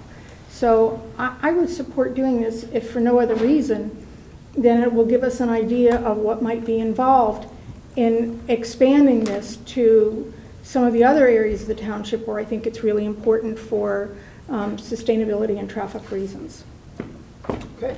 Others with questions or comments? Commissioner Churchill. Thank you very much. The question that I would have is, if we approve this study, I would be in support that the people look as a Green Hill shuttle, something that would serve that private property and their residents, and just like the Green Hill condominium, they have their own shuttle, and you know, that could be an alternative to you know, what Ernie would envision on just expanding this to Ardmore and other places.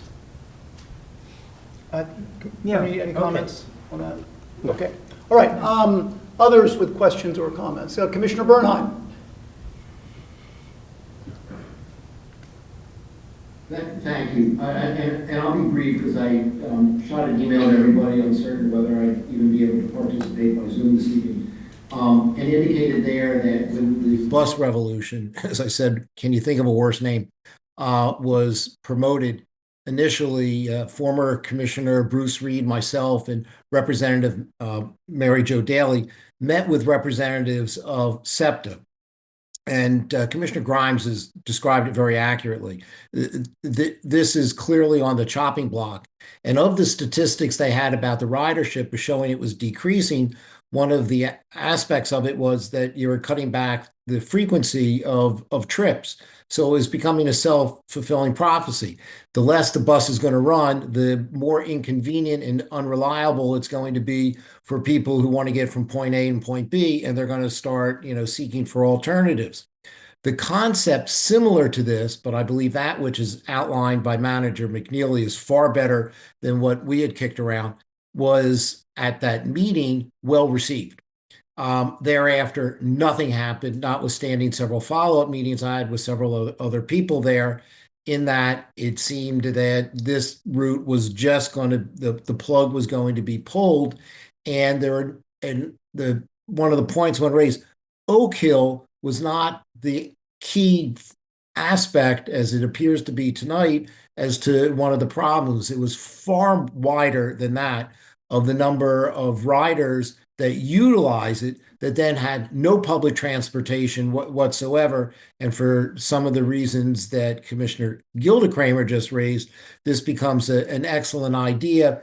And if I can address the concern raised by Vice President Kramer, and I appreciate that, we need to be in the head of the curve of providing public transportation, in that it is inevitable that once SEPTA gets back to evaluating its bus routes, and it will shortly, that the likelihood of the 44 route being removed is very, very strong. So if we have a plan B, either for ourselves or to present to SEPTA, that will be beneficial. So for the $19,500, this is probably one of those studies that I would submit is worth it, again, for a larger group of our community, and Commissioner Stevenson, not just those who seek to get people to be employed in the Gladwin, Penn Valley area. Thank you. Commissioners with questions or comments. A lot of good questions have been asked and some answers that I think were very helpful. I have just two, and I'm going to ask Ernie. SEPTA is a authority that's run by the 5 counties, and so their mission is to meet the needs of the 5 counties. Do they provide anything else that is usable in Lower Merion for transit other than buses and trains? Well, SEPTA does provide a microtransit for the disabled, so those rides can be arranged through SEPTA. Not SEPTA directly, Transnet, another service that serves seniors and is paid for with lottery funds, operates in Lower Merion, so seniors can schedule rides on Transnet in a microtransit kind of service. You gotta make an appointment, in advance, at least a day or more in advance. But those would be the others that would come to mind. And presumably GVF would know about those services and incorporate them into a study. Correct. Okay. And then are you aware of federal money or state money to provide operating funding for something like this? I'm not aware of any. I'm aware of some of these shuttles have gotten little bits of startup money to advertise and get started. Some have got some feasibility money. The whole issue with mass transit is between the federal and the state government, particularly in Pennsylvania, there just isn't enough funding sources. Okay. So I'm not a fan of studies and consultants, as we'll learn later in the meeting. However, GVF is a nonprofit. Ernie is on the board. So and that, to me, that says they're not biased, right? Because I think consultants go into consulting with a outcome in mind before they, go through the process. But I think GVF doesn't. They're a nonprofit, so they're not in the business of setting up these kinds of microtransit or shuttle services, although they do assist in that with other communities. So I'll support this, but I think that there's been a lot of good questions asked and many answered. So with that, anybody who has not yet asked a question or commented, the motion's been made and seconded. All those in favor, raise your hand. All those opposed? Okay, Madam Secretary, I believe that passes by the same score of 12-2. Commissioner Stevenson voted no. And Vice President Kramer. Thank you. Okay, the next item on the agenda for this evening on our list of proposed budget amendments is one made by Commissioner Gilda Kramer for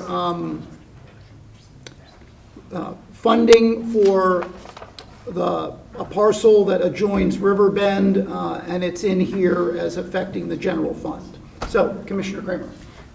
Yes. First of all, I'd like to thank Aaron Riley for explaining the importance of supporting Riverbend's acquisition of 1850 Spring Mill Road, which is 4.17 acres of open space that adjoins the Riverbend property and includes the stream, which is critical to their educational programs. After extensive discussions with Aaron Riley and with Commissioner Grimes, I'd like to make a modified motion, not what is proposed here, but a modified motion. And so I would like to propose that we consider for recommendation to the board to amend the proposed 2025 budget to make a grant of $30,000 to Riverbend for the acquisition of 1850 Spring Mill Road with the following conditions. First, Riverbend raises sufficient funds from other sources to complete the purchase. 2, Riverbend is to work out issues with the township and neighbors and community about the use of the property, including any parking issues, to the satisfaction of all parties. 3, that Riverbend is to agree to an open space covenant. And 4, Riverbend will agree to maintain public access to the property for township residents. Motion's been made. Is there a second? Commissioner Grimes seconds. Commissioner Kramer, is there more that you'd like to say in regard to this? I think that, much of what I would say has been included in the EAC's memorandum and in what Ms. Riley explained to the board. I think that this is important in that it will essentially give us another park for the community. Park and potentially greater cover with trees, greater, because they plan to replant many of the 30 trees that were cut there. There's a possibility of, since there are a number of fruit trees on the property, of having an orchard at the location for the benefit of the community. And I think that this is a very small amount for us to put towards acquiring a 4-acre plus acre park, as well as assisting Riverbend in its fulfilling its mission. Okay. Other commissioners with questions or comments? Commissioner Epstein. Thank you. I support this at $30,000. I'll be honest, I would have supported it at $200,000. So feel free to up the number, in my opinion.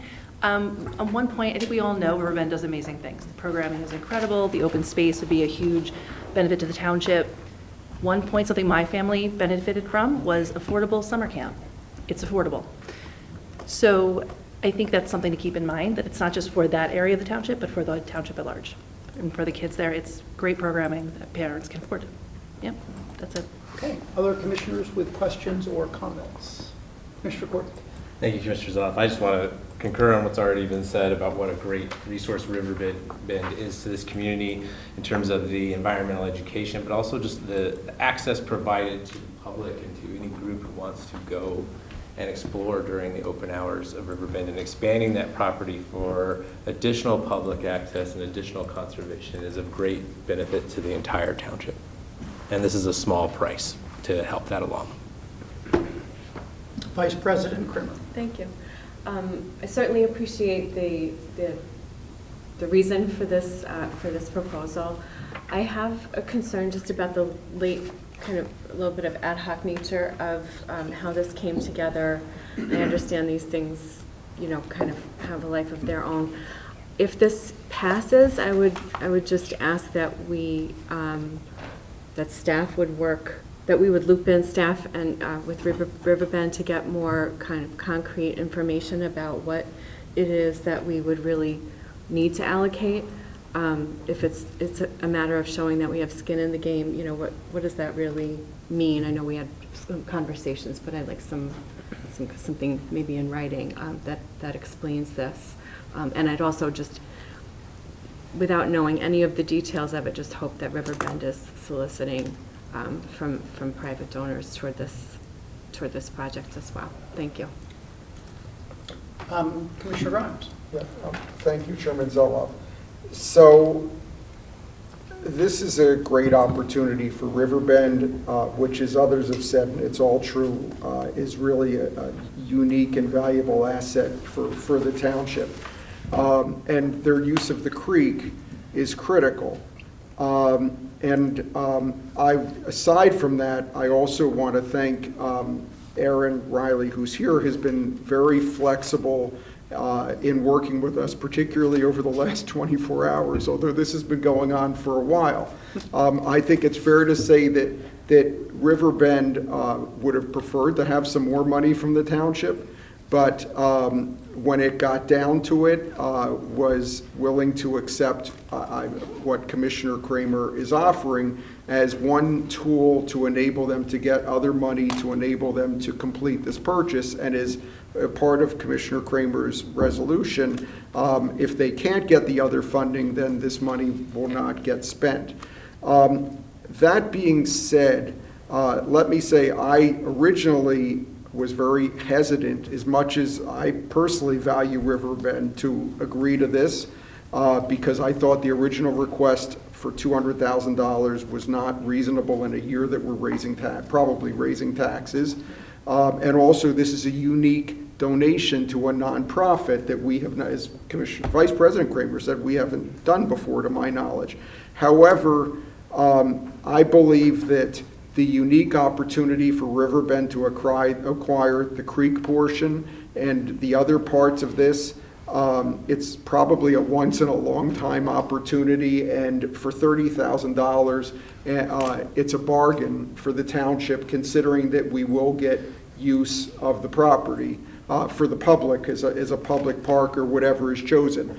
On that subject, let me just also say Commissioner Kramer was good enough to add the caveat in her motion that there will be an agreement with the township and the neighborhood and the communities, and that includes Gladwin Civic, about use of the property, because there are potentials that some ideas for the property could cause parking issues, and Spring Mill is very narrow there.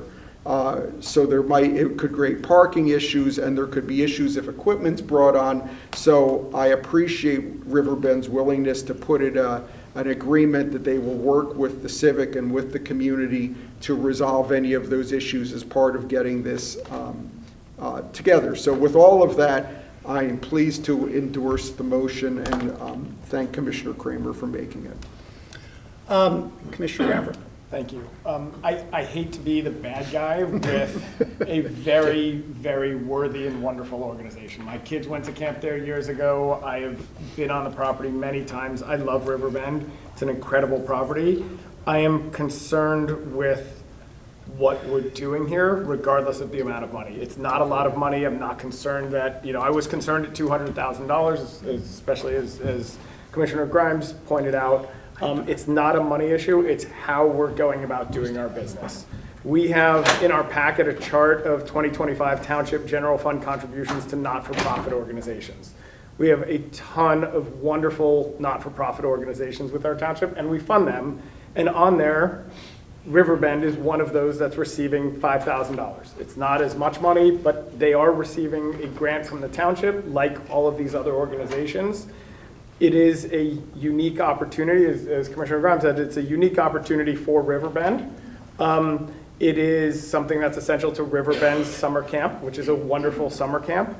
But these are all, as I talked about with the Oak Hill before, this is a private organization, and to me, this is an end around what we are doing in funding our nonprofits. And the next organization that comes around, whether it's the acquisition of Oakwell by Natural Lands, should we help fund that? That is essentially a public park as well. It's open to the public. The next organization that buys property next to them or wants to buy property, should we fund them?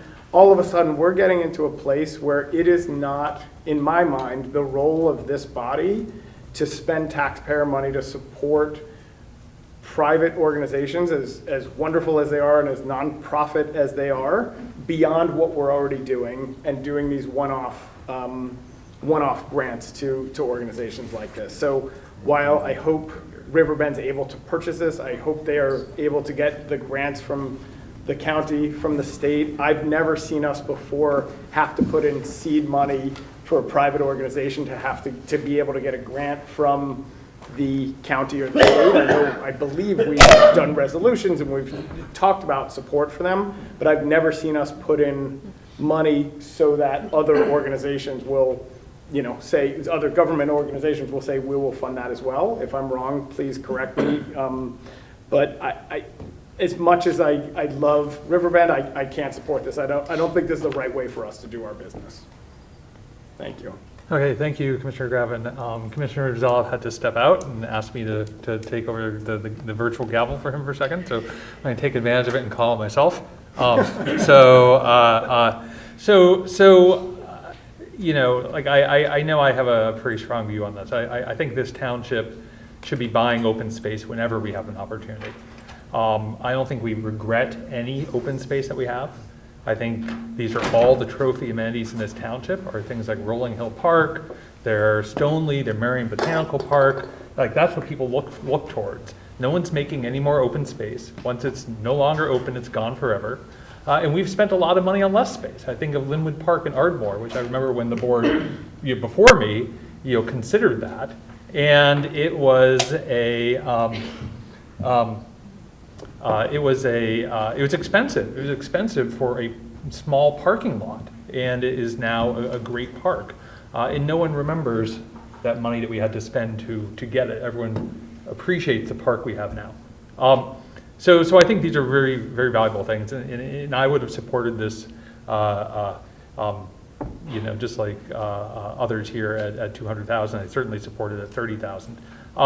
The county has an open space fund because when these things show up, you don't have time on the budget cycle to be like, we got to get there in a year and a half from now, we'll be ready to beat some housing developer to a land purchase, right? You need a little more flexibility. And that's why the county has the open space fund. I think originally I had imagined this would have been done the way it was proposed with the open space fund. I think that would have addressed Commissioner Gavin's concerns, because then we would have put money into an open space fund with the idea that would be used for this, but not necessarily. And then we could actually have a real committee process going through, do we want to allocate open space fund money to this particular use?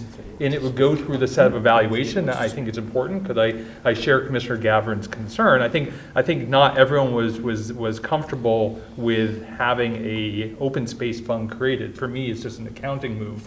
But for other people, I think it's a more symbolic creation of something. I would have just put the money there, bought us time till January, we would have had a more fulsome discussion, and then we would have moved it out if we didn't want to use it. But that doesn't seem to be how it's going to go tonight, and that's fine.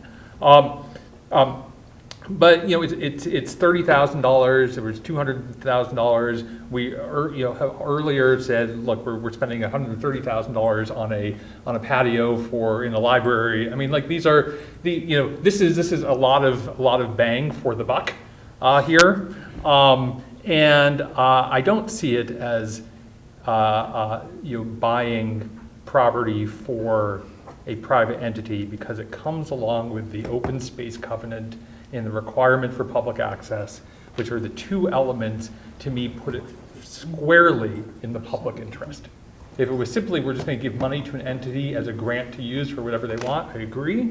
Here it is, no, we are finding a way to team up with a nonprofit to create an additional 4 acres of parkland. And we have seen over and over again this year, if the township is willing to put its money forward, then other grant and funding agencies step in. We saw that with affordable housing, right, with Ardmore House, right? And so, yeah, put our money where our mouth is. We believe in it. We put some money down for it. We do it. And, that hopefully unlocks additional funding. Anyway, I think everyone can see where I am. Thank you, Commissioner Zoll. Commissioner Stevenson. Thank you, Mr. Chairman. I have a clarification question. Is this land that would be the township's land forever, or we are a holding pad until the organization could have it transferred to themselves? I'd like our manager to answer that. Or I can answer that. This would be Riverbend's property forever, but it would have an open space covenant and a requirement of public access that would remain in perpetuity, that would benefit the township and township residents. Thank you. Okay, Commissioner Stevenson? Okay, other committee members with questions or comments? Okay, I will say that I think that staff review of this parcel is essential. We haven't had that. I'd like to know about the steep slopes, about its development potential. It's unusual for this to come forward without a staff review. We have been very generous in our contributions to Riverbend, as was noted. It was $80,000 from the Vitality Grant Program, one of the larger awards out of that program. Riverbend is a very important institution in this community and provides wonderful services to our community, especially the young people in Lower Merion. But this is an unusual request, and I appreciate the work of Commissioner Kramer and Commissioner Grimes to get this to a point where it makes a lot more sense. So, are there others with questions or comments? Seeing none, the motion's been made and seconded. All those in favor, raise your hand. Are there any opposed? Are there any abstentions? Madam Secretary, I believe we have a trend here. That was 12 to 2 also. That was 11 to 2. Commissioner Bernheim was not on this. Oh, okay, no trend. Okay, budget amendment number 4. Also proposed by Commissioner Gilda Kramer, and this has to do with a proposal for an expenditure out of the general fund. Commissioner Kramer. Yes, would you like me to explain the genesis for this, or? I'd like you to first make your motion and get a second, okay, and then explain it, and then make your points. I move that we consider for recommendation to the board to amend the proposed 2025 budget to transfer $50,000 from the general fund to a newly created food insecurity fund to address the growing issue of food insecurity in the township. Is there a second? The motion's been seconded by Vice President Kramer. I would like to first explain the genesis of the request and why this request is coming at this time. Recently, I went on a tour with Lower Merion TV to film a Lower Merion TV program on food insecurity with Janet Fleetwood from the Health Advisory Council. As many of you know, that I was very much involved with addressing issues of food insecurity when I chaired the Health Committee in 2020 and 2021. I have since been more involved with affordable housing issues than I have been with the food insecurity issue. But on this tour, we discovered a dramatically increased need. And the numbers were shocking to me because the numbers were of people utilizing the services of our pantries are up between 50 on the low side, 50% and 100% since the height of the pandemic, and even more since pre-pandemic. An example is Eldernet, which was serving about 100 people during the pre-pandemic, 135 during the height of the pandemic, and they now have 213 households. And this pattern is repeated across every single pantry that we spoke with. So Ardmore Food Pantry is now serving over 400 people, which is about double what it was the last time I looked at this issue. Neighbors Helping Neighbors didn't exist, and it's now feeding about 400 people. There's about a 50% increase of Lower Merion residents at Mitzvah Food Pantry, and since the height of the pandemic. And this is a case, it's across the board, even with Narberth Food Pantry, which now is serving 650 some people, most of whom are residents from all parts of the township. They're not really, the vast majority are township residents. And what we heard as we went on this tour is that there are new people coming in every day and that the need just keeps growing. And this was very concerning to me, and this is literally in the last couple of weeks that I learned this. So, you know, as many of you know, the Health Committee did extensive work on these issues And we worked with both staff and with the county. I first met in early 2020 with Val Arcouche, who estimated that we had over 5,000 food insecure residents in the township at that time. And we know that the numbers have grown. We tried a number of different initiatives during that time period. We worked extensively with Donna Heller to try to find a location for a community garden, and also with Chris Leswing. We unfortunately ultimately were not able to find a location for it. We looked into the possibility of creating a community orchard, and of course there was a location problem for that as well. We looked into, with Paloma Villa, a restaurant rescue program, which has significant sustainability benefits. But that became backburnered because of the priority of finishing this and starting to implement the sustainability plan. Our Restaurant Meals for Food Banks program was very successful, but it was funded with COVID CDBG funds, and we ran out of money for that program. Our Health Advisory Council wants to undertake a current analysis of the existing needs and the most effective ways to address the problem of food insecurity in the township in an ongoing, sustainable way. And no funds, if we create this fund, would be expended without approval of specific projects. If the board does not allocate any funds to this important human health and welfare issue in our township in the budget for 2025, we would have to wait a full year to try to address these growing human needs, all of which have really been identified as a priority both by the Health Committee in the past and also by Triad Associates in its 2022 study. So I urge you to support transferring this money. It won't be spent until specific projects are there, but it would give us the ability to start to try to address this important issue in 2025. Okay, committee members with questions or comments?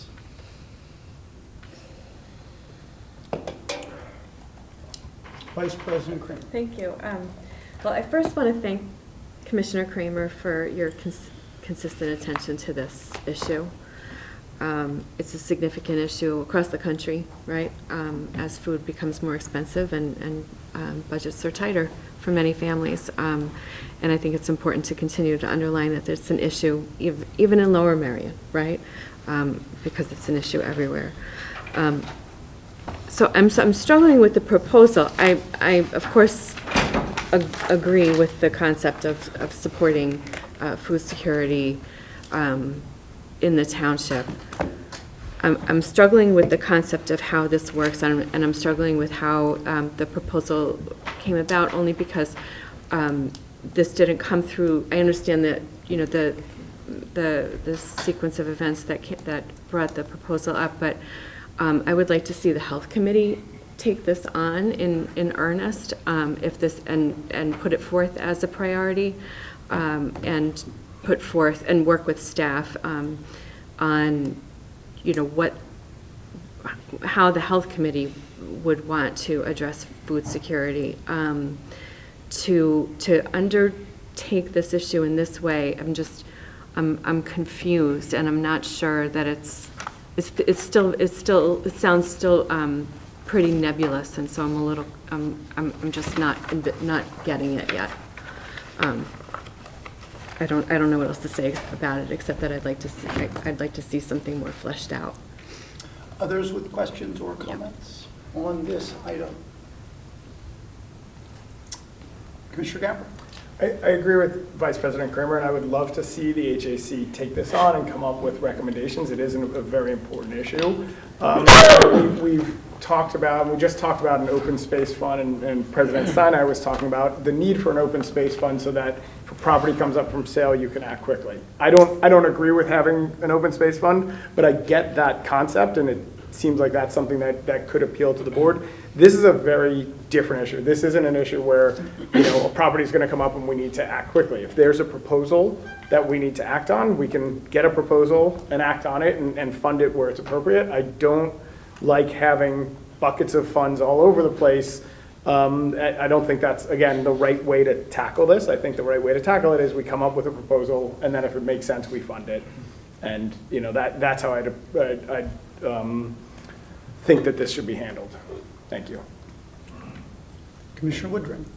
Yeah, so I just want to elaborate on why I won't be voting to support this. Simply because I don't see a plan in place. If it's one thing, if it's like we want to do a study to gather information and then make an assessment and then act on a proposal. But without that content, without that substantial plan, I'm not sure I could support this. And I don't want my vote to be kind of taken out of context. I grew up in a low-income household that relied on the SNAP program for pretty lengthy periods of my childhood. And so I can understand why this is critical and why it needs to be addressed. So I just want a more concrete plan to move forward on. And I would wholeheartedly support moving forward on a more concrete plan. Oh, can you finish that last sentence? I would support a concrete plan moving forward. So like something more solidified. Okay. President Simon. Yeah, so I guess my comments are going to be about process as well. And I also want to echo what Vice President Kramer said, which is to thank Commissioner Kramer for reminding the board and the township that there is a significant food insecurity issue in the township, and people tend not to see it, right? And it's much larger than anyone actually realizes. And I think the concern I have is also on a process, and that is we already have really 3 buckets of allocating money to nonprofits existing, right? One is the ARP, that was a one-time, that's sort of gone. Another is CDBG, which is really the right way to do it, right? What it should be state and federal funds given to municipalities to delegated authority to spend as opposed to municipality money, because you go down a spiral if you do that. So the right way is the federal money. But this township also augments it with the township allocation to nonprofits that we're going to see later. It's like Budget Amendment 11, right? And so $50,000 is another, that allocation, existing allocation of township money to nonprofits is $145,000 or so. $50,000 on top of it is like another third. It takes it almost to $200,000. It's one time here, but really it's a recurring need. It's to be a recurring number. Mm-hmm. It's a really large increase in our allocation. And if we're going to do that, then it should go through an evaluation where it says, even if a commissioner brings up and the commissioner is 100% right, good governance says we actually go through with multiple people and staff and evaluate it, right? Mm-hmm. And it also says, we say, in committee and then bring it to the board, is this the urgent need we're going to devote that extra $50,000 to, or of the other nonprofits who have needs that the existing process evaluates? Like, if we're going to increase that budget by $50,000, what should it go to? Mm-hmm. So I think that's the governance question I have, is like, this seems like if it's an important thing, then what we should be doing is not relying on it being, sort of showing up here in December and actually integrating it into what we do, and we have existing processes to do it. And I worry about creating another one that replicates something we do. Thank you, Commissioner Zoff.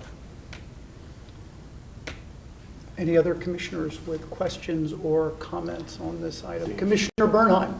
Thank you.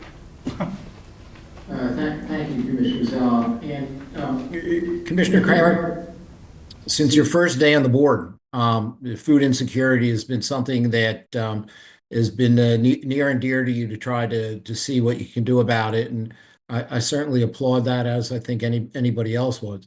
But there are sort of 2 dovetail aspects of why I'm unable to support this. One is, as serious as a problem as it may be, as you outlined, it is not the only social issue which creates a serious problem. I happen to represent probably the largest nonprofit provider of mental health in this area, not just Montgomery County, but some of the surrounding counties. And the scope of problems for people suffering from mental health issues and those who do not have sufficient funds after they get some of this care in order to have follow-up is staggering. So the question becomes, well, should we start a fund to help our residents that have mental health issues, because there's a significant amount of them? Somebody else could tell you that there are issues regarding drug abuse. And there are a number of, searching for words, social issues that are out there, for lack of better terminology, and I'm sure there is better terminology, but there are a number of social issues which cry out for the need of assistance.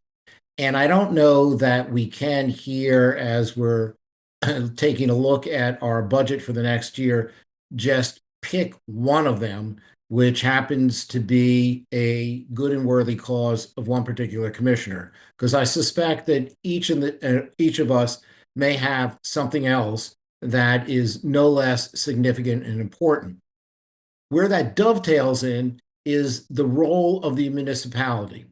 Is this an issue that really trickles down to us as a municipality, or is this something that we should be pushing for on the state level to go ahead and provide funding for, maybe county, but certainly the state level in order to do this? Because our charge under the municipal code is not as directed towards these type of issues as I think some of us may like it to be. So while worthy cause, yes. Is it something that we would need, if we were to do it, to evaluate if it is not more proper to be addressed elsewhere? And if we are going to start tackling these type of causes, we need to select which ones we would tackle, because we can't tackle them all. So at the risk of being redundant, greatly appreciate you bringing this forward, to us yet again, and your dedication to it. But I can't support this for the reasons that were stated, as well as those that I've just mentioned. Others with questions or comments?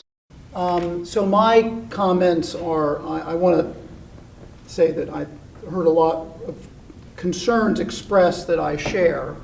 So rather than say them again, I'll just point out that we're a community that has a remarkable number of volunteer groups and nonprofit groups that support those in need. And we have new ones. We have Meals on Wheels that's just come into this community. We have Surrey Services that's just come into this community, in addition to long-established providers like Eldernet. Eldernet I know pretty well. I was somewhat surprised by the public comments of Eldernet this evening. A new executive director is about to start. I look forward to meeting that individual. Eldernet has a food pantry that I understood was very capable of meeting the needs. And Eldernet is so well established that they have a fund balance over $1 million. They have great capability. And so I'm also, President Sinai and others have mentioned process, but I say it all the time about our established budget process, and I think this is something that has to go into that process, and I also think there are better ways to meet the needs. So, with that, the motion has been made and seconded. All those in favor, please raise your hand. All opposed? Any abstentions? Madam Secretary, I don't have the count, but I believe that motion fails. Fails, 11-3. Okay. All right, moving on to motion number 5. We're only through 4 of them, and we've been at this for 2 hours, so we'll try and keep moving. And it is my turn. And again, I would emphasize something I said in the beginning. Some of the items that I'm going to move have been previously discussed in committee and by the board, and I'm bringing some of them back in the context of the entire budget, in the context of a potential tax increase, in the context of significant additions in various categories in staffing and spending in this budget for 2025.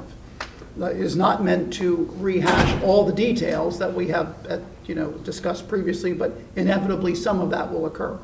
The first item is I'll move for the Finance Committee to recommend to the board to amend the proposed 2025 budget to change the proposed full-time sustainability coordinator position to a part-time status in general fund township manager office budget with a financial impact savings to the general fund of $50,300. Do I have a second? I have a second from Vice President Kramer. So I'd like to make the case. First of all, we have, there are many sustainability initiatives that have been implemented in this township over many years. In fact, we have a list of initiatives that have been implemented prior to our hiring of a sustainability manager a few years ago. And so advancing sustainability is something that we've talked about, and all of us here share the desire to do so. But the question is what things to do and how to do them. I just don't believe that adding staff is a way to accomplish those goals. We have a highly qualified management team that has responsibility and authority in public works, in building and planning, in shade tree, in parking, in facilities, and in our parks department. And I think to a person, that management team, and of course our manager and assistant manager, to a person that management team believes in, is motivated to, and seeks ways to advance sustainability initiatives. Our sustainability manager, in my view, is to some extent, maybe to a large extent, an internal consultant. That function doesn't have responsibility or authority. And so we have managers who pilot test equipment. We have managers who incorporate sustainability in design, in improvements to our parks. In public works, every CIP project, we look at ways to incorporate sustainability. In repairing existing systems, our HVAC, our lighting, we are looking at how we use chemicals in snow plowing and how we clear snow.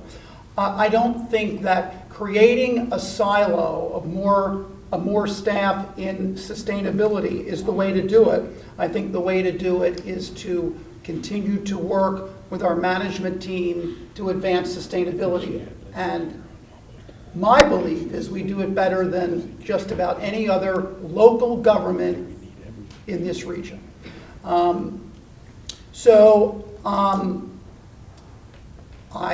I'm advancing the idea of a part-time position as opposed to a full-time position, and maybe I'll be proven wrong in that a part-time position should become a full-time position. And so, but I think this is the way we should start. I think that I am concerned about a trend. You've seen the graph. The trend is that our full-time equivalents have been going up each of the last few years, reversing a trend that started some 15 years ago. In fact, I was surprised by Adam's number, 6.6 new FTEs in the 2025 budget, which Adam spoke about earlier tonight. So that's the reason that I'm asking the committee to consider making this a part-time position. Other comments, other questions or comments from committee members, former Vice President Gafford? We've gotten much better in that role. I'll support this amendment for a slightly different reason than Commissioner Zeloff talked about. And there was something he said at the very end. He said, maybe I'll be proven wrong and we'll need a full-time person. I don't think that would prove you wrong. I think that's absolutely fine if we ultimately need a full-time person. And I think the way we have brought on staff in the past, especially in kind of unknown positions, right? This is something new. I know our sustainability manager is working incredibly hard. We have a ton of initiatives going on. I think you're right. She is kind of a internal consultant and works across the board and needs additional support. And I think the way to do that and the way we've done it is by bringing on somebody part-time And if it turns out that we need somebody full-time down the road, then we move that part-time role into a full-time role. We've done that time and again. I don't think that's proving us wrong if it ultimately turns into a full-time role. I think that's proving us right and saying, okay, this is how we do it. We bring in somebody, we bring in support, we figure out what that role looks like.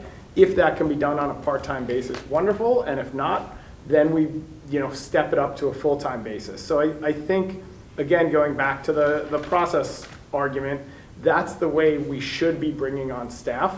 I am very concerned with that 6.6 FTE number, especially in a year where we, did not outperform like we typically outperform, and it was a bit of a tough year.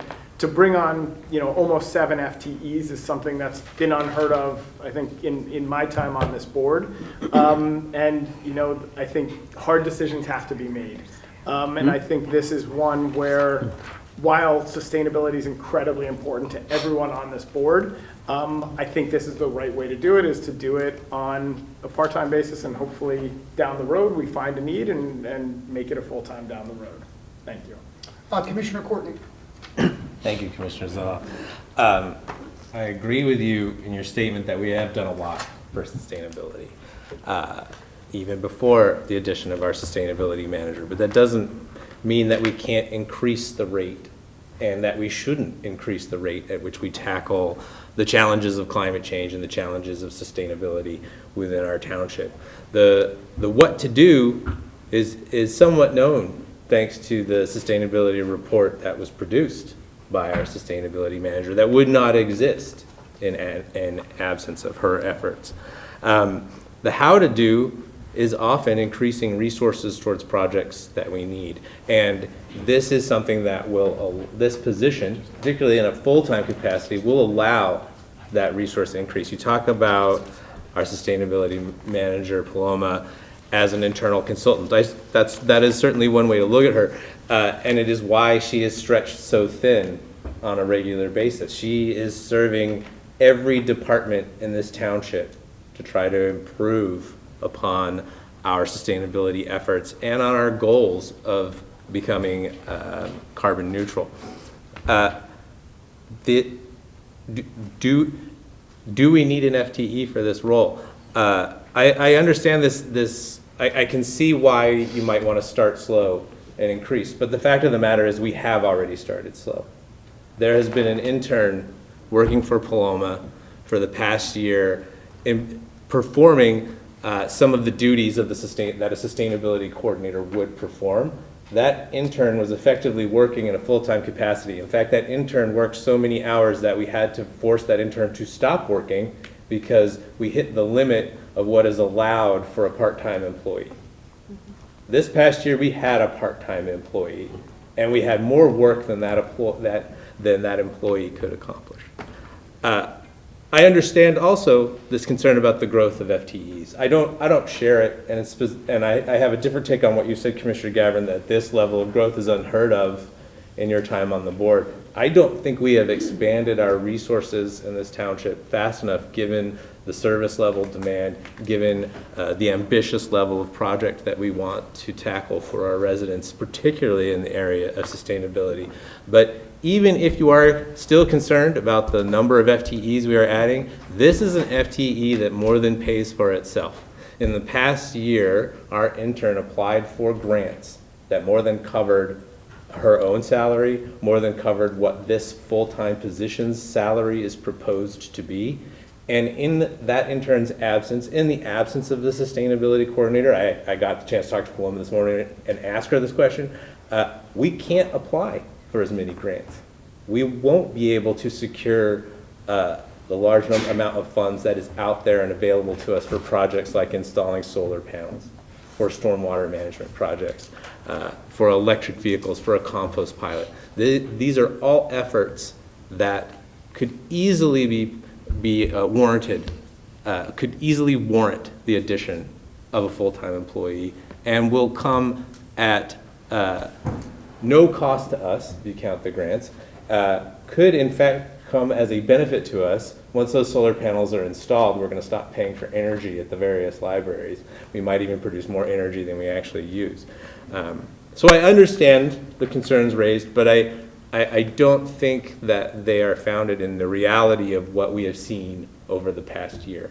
And that's why I think we should be supporting the addition of a full-time role here. Thank you. Commissioner Rossman?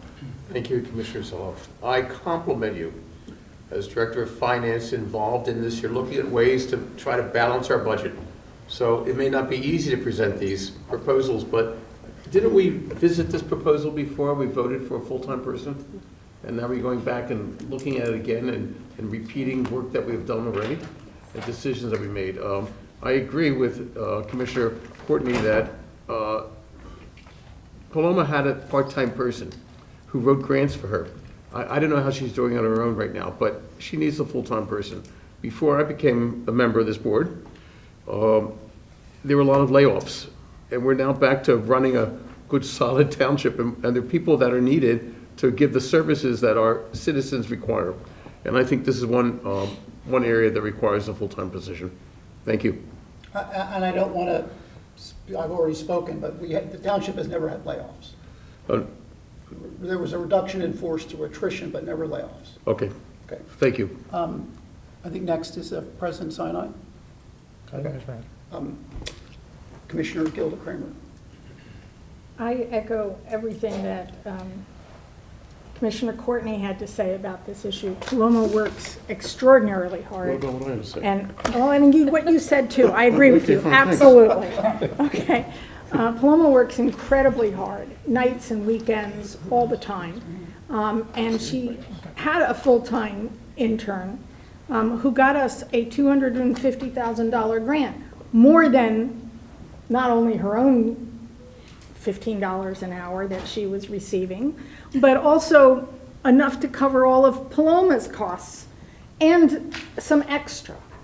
And I think that one of the things that we have discussed a lot on the Sustainability Committee is what the difficulty would be in hiring and retaining a part-time professional with a college degree for this type of position. If you want somebody good, you're going to have to make it a full-time position with benefits.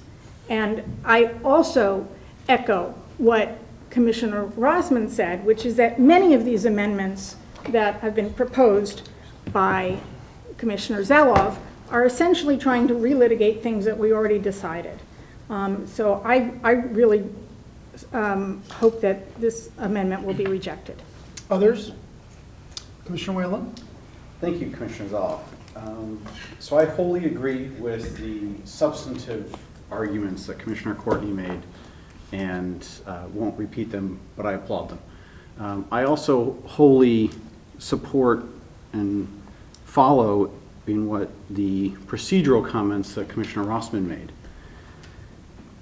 We've had this whole discussion already.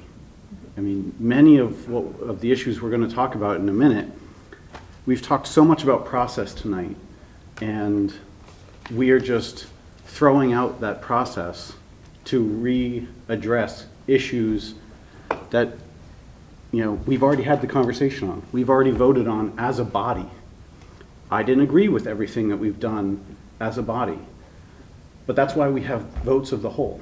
I'm sure every commissioner sitting here has not agreed with every vote that we have taken as a body, but that's our process. That's why we do this. So I wholly disagree with this procedurally, that we're readdressing votes that have already been taken, issues that have already been raised, and an entire process that this board altogether works through. I think there's been no new information raised or pertinent to this review that would otherwise bring something to light or bring it back for additional consideration. And I think, so in that sense, I'll be opposing this and anything else that falls into this category as I feel it does. And lastly, with the increase of full-time employment positions, we have openly debated, and I'm going to look at all of staff and probably look away because they're going to shoot me daggers. We've been talking about how understaffed our township staff has been for the entirety of the 5 years that I've been sitting on this dais. And we have talked about how we need to support our staff better. And they can do more, and they are spectacular. And I deal with municipal staffs all throughout the region. And we do have the best one. But I think we've already seen some of the attrition that we've felt and the understaffing is because we are not supporting our staff. And to do so, we need to give them the tools and the people that they need, that they've already come to us. We've already reviewed the budget. We've already discussed every full-time position that was proffered by the heads of the different groups, and we've already voted. And for that reason, I won't approve this. President Sinai. Thank you, Commissioner Zoff. So I originally wasn't going to speak because Commissioner Courtney said everything I was going to say. He said it way better than I would have said it. I was going to save time by not actually saying anything, but I couldn't agree with the things he said more. And I think the intern was the pilot. But I do want to address some of the other comments that have come up about these amendments, of things that we've already voted on. Because Commissioner Zeloff and I spoke about this earlier today, where we also spoke about the desire to not relitigate things that the board has already done. But the truth is we are at the end of the year, and this is the first time where everything has been added up, and it is appropriate for the board to take a look and say, do we want to reconsider anything? That is an appropriate thing for us to do. It is the right thing for us to do. The answer to that might be a very brief no, and I would suggest to this board that if we don't want to relitigate things, we can simply just not vote for the amendment and not feel the need to comment, and it might go fairly quickly. But if we've made that decision, but I hear the concerns about redebating these things because frankly I shared them, but I think within the greater context of we now have our total budget. We need to just make sure we want to do it. I think it is an appropriate thing to do. Anyway, that's all I want to say. Thank you, Commissioner Zeloff. Thank you. Others with questions or comments? Commissioner Woodring. Yeah, sorry, I felt the need to make a comment, but I just want to say, as a new commissioner who's been on the sustainability committee for the first year, I see firsthand the workload that rests on our sustainability manager. And I think almost every meeting that we have, I have questions about certain pieces of the sustainability plan and how it's progressing and whatnot. And it's very evident that additional workforce is needed to push some of these things along. And in my personal opinion, there are pieces of the sustainability plan that could go a lot further than what they currently are doing. And so I do see this as a valuable long-term role. And, I raised the question if, 5 years, 6 years down the road, if the workload is reduced for whatever reason for this specific FTE, could it be more of a liquid, could it be more of a fluid role where they could be helping out with management staff, writing other grants and whatnot? I don't think it needs to be strictly sustainability forever, but nevertheless, I could tell you firsthand, the workload's there for a full-time employee. And it's in desperate need, honestly, because I truly believe there's a lot more that we could be doing. So. Others with questions or comments? Okay. Seeing none, the motion's been made and seconded. All those in favor, raise your hand. All those opposed? Any abstentions? Madam Secretary, the motion fails. I presume you have the count. Yes. Okay. What's the count? The count is 11-2. Okay. Well, 2-11. Okay. Number proposed budget item amendment number 6. Before I make it, I'm going to say what I said again in a different way. What we didn't have when we spoke before about this item was a tax increase. What we didn't have before is an expression by other commissioners about spending increases and concern about that, and about headcount increases. So that context, as better said by President Sinai, is relevant to the motions that I have made and will make. I'll move that the Finance Committee recommend to the Board to amend the proposed 2025 budget to eliminate the $15 hour minimum wage for part-time seasonal positions in general fund Parks and Recreation Department budget. The 2025 financial impact on the general fund would be a reduction of $47,700. Is there a second? There's a second from Commissioner Churchill. We have talked about this a number of times. I think it's micromanaging by this board. A minimum wage has never been set. Wages and salaries are always set by the management team other than the manager and the township secretary. If higher wages are needed, I have every belief, and it's been said by the management team, that they will pay them. So and further, the positions impacted are primarily high school and college students, so the living wage concern is not an issue. Others with questions or comments on this item? Keeping in mind the comments of President Sinai, is not everybody needs to comment if there's views in one direction. Vice President Kramer. Thank you. I disagree with this amendment. The Parks Director was clear when we discussed this previously that $15 an hour is appropriate and necessary for hiring. So there you have it. Others? Commissioner Gafford. So people have heard me on this more than enough times. I think Vice President Kramer is absolutely right. We are going to end up paying our people $15 an hour, but that shouldn't be us setting it. I don't think that's our job here to set that. I think that is our head of Parks and Recreation and our manager's job to set the salaries, not us. What I really want to comment on, and that's it on my comments on this, because everyone's heard it numerous times, the multiple comments before about the process. My understanding of what we did before is we had discussion on all of this, and I think President Sinai is right, we had discussion on it. We did not have a formal vote on what goes in and what comes out of the budget. We gave direction to staff with our direction, and we had an informal kind of, we didn't have a formal vote on this, and I think this is the appropriate time to have these type of formal votes. I think President Sinai is right that we don't need a ton of comment because we've already heard it, but we should have the vote, and that's the end of my comment. Thank you. Others with questions or comments on this item? Commissioner Gilda Kramer. This was not a setting a policy for minimum wage. This was simply accepting the recommendation of our head of Parks and Recreation, who I have great respect for. We actually did take a vote on this one, and the vote was 10-2 in favor of accepting Ms. Heller's recommendation. Others with questions or comments on this item? Commissioner Rossman. Although I agree with this, I think the township manager has heard us loud and clear of what the desire of the majority of the board is. I felt bad after the last vote, expressing my own personal feelings, that I think we overruled our township manager. I believe it's his position to set these wages, make decisions.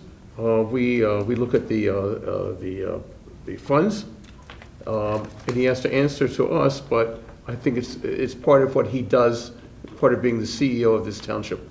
So I'd like to make that comment, and I'm sure if we turn this down now, very shortly the decision will be made by higher up to raise salaries. Okay. Others with questions or comments? Motion's been made and set up. Commissioner Court. I'll be brief. In your amendment, you talk about why should we do this? Why should we set a wage floor? We've talked about let the market decide, I think is the shorthand for what's been expressed here. And I would say part of our job, I don't consider this micromanagement because part of our job is to set policy, right?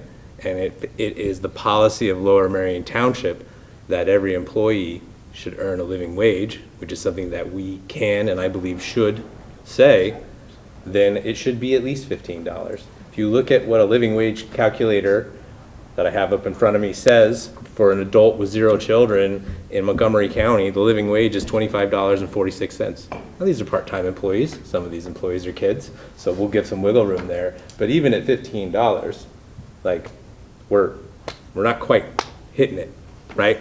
So it is the role of government to regulate a free market. It is not the role of government to stand aside when morality or ethics or just general decency and caring for other people would suggest that perhaps the market is not performing optimally, that the market is not taking care of every employee when the Pennsylvania state minimum wage is $7.25. I would suggest that we should not pay any of our employees at that amount, even though we legally could. So I know we call pool fees Groundhog Day, but this is also becoming Groundhog Day. I've probably made this argument numerous times over the years and will continue to do so, but I think it is time for us to set this policy. Others with questions or comments? Seeing none, the motion's been made and seconded. All those in favor, raise your hand. All those opposed? The motion fails. Madam Secretary, 4 to 9. All right, moving on to number 7, which is removing, well, I will move that the Finance Committee recommend to the Board to amend the proposed 2025 budget to remove the Ardmore Streetscape Consultant appropriation from the General Fund Building and Planning Department budget. The 2025 financial impact will be a $40,000 reduction in expenses in the general fund. Do I have a second? I have a second from Vice, or do go again. I have a second from Commissioner Gavrin. We have a very capable staff. We have less, significantly less, building and land development. We have very capable building and planning staff that I believe can do a lot of the work necessary. And I should have started my comments by saying that I believe we need a streetscape plan for Ardmore. Some have suggested that this is about the need. It is not. It is about who does it. I believe that the staff will spend a great deal of time educating consultants and directing consultants and redirecting consultants, and I think their time would be better spent doing the work. And I think that there will be some design elements needed, and discrete design work can be contracted for. I am not a fan of consultants in general. Sometimes it makes sense. I don't think it does in this case. So, in keeping my comments brief, attempting to set an example in brevity, are there others who have any questions or comments? Commissioner Grimes. Thank you. So I have a comment and then a question. My comment is that I respectfully take issue with some of what you said about the time that the B&P staff has. This board sets priorities for B&P, and some of the things that we have set are priorities, just top of my mind, because one of mine is the revision of the historic code. We've been waiting for years, largely because the B&P staff has been stretched. And with Jillian Dirk's departure, they're down that very valuable position. There are other people who've gone. I certainly hope and expect that they're going to be replaced, but there's a certain time to replace an employee. There's time to bring them up to speed to the standard of what we would expect. So I just mentioned that, and I'll skip that comment when we discuss the next item as well, because it's also a B&P staffing comment. So respectfully, I would take issue with that.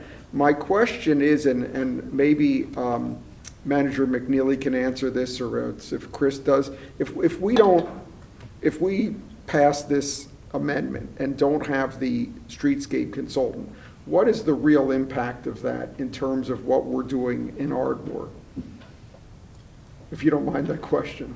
Well, Chris may be more capable of answering it, but the one difference that we have here is that this is more of a design project. It's not a planning project.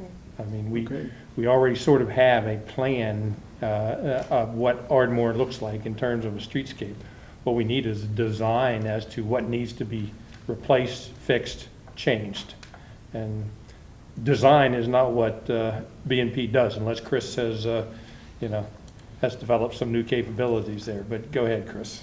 I haven't designed a streetscape in 20 years before I came to Lower Merion, but I mean, I'm a little rusty. And I do appreciate Commissioner Zeloff's faith in the building and planning department. But to your point, Commissioner Grimes, it just doesn't get done, right? There are building and planning priorities. And I think something a former commissioner, Ken Davis, taught me years ago when I first came on board. When the board sets priorities and then a new idea comes in, it doesn't go to the top of the list, it goes to the bottom of the list. So what happened is we're still working through a lot of those priorities. You're aware of all the historic things we're working on commercial area master plans and some of the other areas that are long awaited that we've been trying to get to because we had a lot of land development. It just wouldn't get done. It would take a long time, and that's why you hire consultants, not necessarily because you don't have the technical skills, but also because you don't have the time. And in this case, I think it's really time, and if this is a priority of the board for economic development, for the revitalization of Ardmore, the consultant, we could use the help. Okay, thank you. I think you answered my question. Thank you very much. Others with questions or comments on this item? I just have Commissioner Churchill. If this amendment is passed and we don't have this consultant, is it going to hurt any grant application for this streetscape? Wouldn't necessarily hurt any Okay. grant application, no. Okay. Okay. Others with questions or comments? Commissioner Gabbard. So I support this amendment, I think. I don't know if I necessarily agree with you, Chris, that that's the point of a consultant. I think a consultant comes in with new expertise. I think consultants come in when it doesn't make sense to have somebody, full-time staff, when it's like a big one-off project. They come in, they do it, and then you don't need that person anymore. So it's a temporary kind of a hire.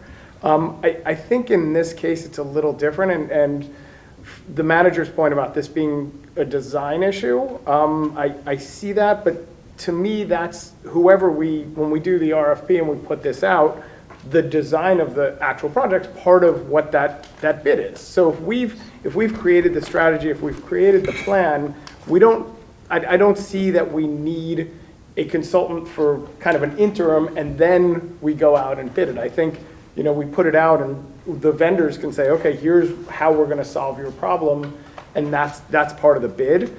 So if I'm wrong about that, please kind of let me know, because then I'll feel differently. But I think if we have the plan in place, or we know what the plan is and we just need to kind of finalize it, we can do that, and then we put it out for bid. And I think, as we've all said, this is important. We heard a comment from Adrian Seltzer earlier about walkability being a priority and sidewalks being a priority. I agree with all of that, but I don't know that this is the way to do it. Vice President Kramer. Thank you. I disagree with the amendment. I support the use of the consultant. I trust the staff and township management when they tell us that they need this kind of help. Others with questions or comments? Seeing none, the motion's been made and seconded. All those in favor, raise your hand. Slap that down. 1, 2, 3, 4, 5. All those opposed? Any abstentions? Madam Secretary, the motion fails 5 to 9. 5 to 8. No, 5 to 9. Okay.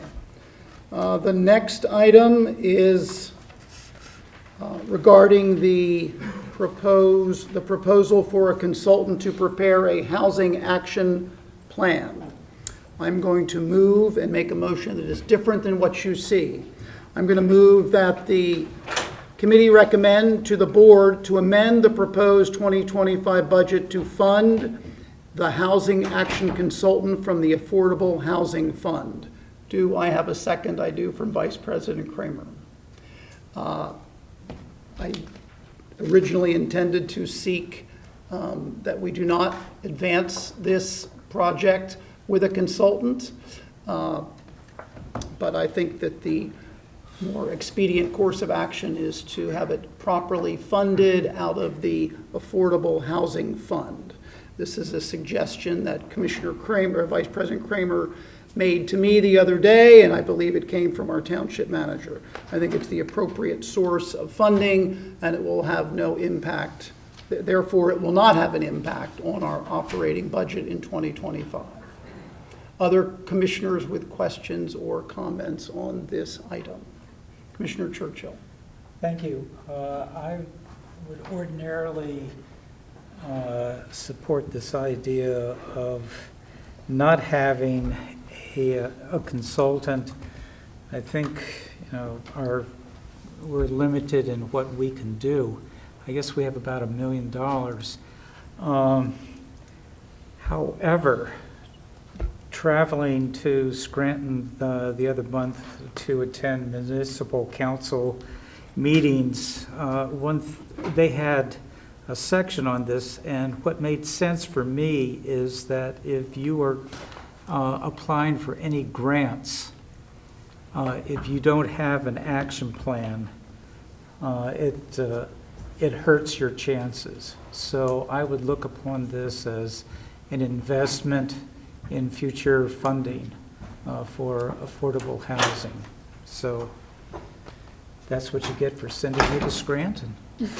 Just to clarify, the motion is not to remove not to eliminate having a consultant prepare a plan. It's simply to change the funding source. Well, okay. This is my only time to speak. Got it. Okay. About Thank my you. Trip. Others with questions or comments on this item? Commissioner Bernheim. Thank you very much. A couple of years ago, when we had an ad hoc committee to address, some of these issues, the staff put together a quite extensive and impressive memo, not just a memo, but a whole host of various options that we would have to address housing. And, after it being discussed for a period of time, no action was taken, and we've had, funds set aside and, for quite a period without anything being done. So when I saw, Commissioner Zeloff, your motion in its original format, I was in favor of it because it appears we've been there, done that. We have the data, and more consistent with your prior comment that you end up getting a consultant or staff ends up spending significant amount of time educating them and coming pretty close to doing the work. Why are we not just taking that prior work, which isn't all that old, not like it's outdated at all, and utilizing that if we need to get into some type of action plan or, moving forward with that? Yeah, and what is in other words, what's the consultant going to do that we haven't already done? And that's why I would have supported this. I think that, to respond to Commissioner Bernheim's question, there's a great deal that I think the consultant will do around affordable housing. When we've talked with staff in the Affordable Housing Committee meetings about this proposal, they've been clear that there's, it's unwieldy. It's an unwieldy topic. There's a lot of ins and outs, model ordinances, approaches that we can and should be looking at, and that they simply don't have the capacity or the expertise to look at. If we bring on a consultant, we have a much higher likelihood of actually implementing some of the things that we really want to do than if we don't. They've told us loud and clear that this is something that they really need in order to advance the priorities that we've told them that we want them to focus on. And so I think it's a no-brainer. I think it's clear that we need to support it. And I like the idea of it coming out of the fund that we already have set aside for this priority. Yeah, and I know we don't go back and forth on this, but one of the unfortunate byproducts of Zoom. The question I was asked, because that respectfully doesn't address it at all, is what are you going to get different from what we already have? What we already have addresses affordable housing and a series of options that were out there for us to consider. And when you say that there were some directives given to staff, I don't know what it is that you might be alluding to that, the board is unaware of. But in addressing this, and it is a problem not just of Lower Merion, but systemic throughout the nation. So there's nothing unique, and there are only so many alternatives that are out there to consider. And what we put forth, or what we could do with our existing properties, and what we could do with some of our existing participants. And all of these were set forth quite extensively, and we're doing nothing with it. So that's the issue I have with this. That, somebody always says about consultants, they go ahead and they do the work and it sits on the shelf. Well, now we have our own work sitting on the shelf. So maybe what we can do, because I can read the tea leaves even from this distance, is that we make sure whoever it is that we ultimately retain is provided with that prior work product in order to help leapfrog what they're doing for us in any further work.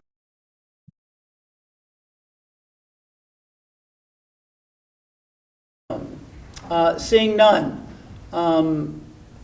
Commissioner or Vice President Kramer, the motion has been made and seconded. All those in favor, raise your hand. All those opposed? Any abstentions? Madam Secretary, the motion passes. I believe there was one in opposition, two in opposition. Okay, the motion passes. I guess it passes 12-2. All right, number 9 is a budget amendment that I'm proposing. I will move that the Finance Committee recommend to the Board to amend the proposed 2025 budget to defer half of the appropriation in capital project number 4247, sidewalk installations, to a future year. The financial impact in 2025 is a reduction of $968,000 in capital project fund expenditures. Do I have a second? I do, from Commissioner Bernheim. So, going back to my original comments in trying to address the concern that I and some others have expressed about the size of spending in both the capital budget and the operating budget, this seems to me to be an opportunity to right-size our spending on new sidewalks in 2025. Let me make it clear from the beginning, I'm not opposed to spending on public sidewalks. I have been in the past, but I recognize the board has made that decision. However, if you look at the top 10 capital expenditures, Adam spoke about it several hours ago, 40 million out of the 64 million, the only line item that is 100% funded by Lower Merion is sidewalks. Every other project or project in the top 10 receives meaningful grant funding. I don't think we're going to spend $2 million on sidewalks in 2025. There's a lot of work. Many members of the public, especially those who will have proposed sidewalks impacting their property, are not aware. And so I think this is a way to address the level of spending in our budgets. And I also want to address a comment that's been made to me a few times. On the one hand, if I've said we have capacity to do work in the building and planning department, but don't have capacity to do work when it comes to large capital projects, there's no inconsistency. My prior motions were about the building and planning staff and their capacity to do work that would go to consultants. The $65 million capital spending program in 2025 is by far the largest program of capital spending in the township's history. We have an enormously capable management team, but they are going to have a tremendous amount to do in making sure that those projects come in on time and on budget and are going to be projects that we can be proud of when they're finished. There are going to be cost overruns that are going to have to be addressed. There's going to be schedule delays that are going to have to be addressed. A number of them have to be completed in 2 years because that's the requirement of the ARP funds. It's different people, and I think that we want to make sure that our management team is focused on the new Ardmore Avenue Community Center, the improvements to Palm, improvements to Ashbridge, the Ardmore House expansion, stormwater projects, playground replacements, which have been accelerated.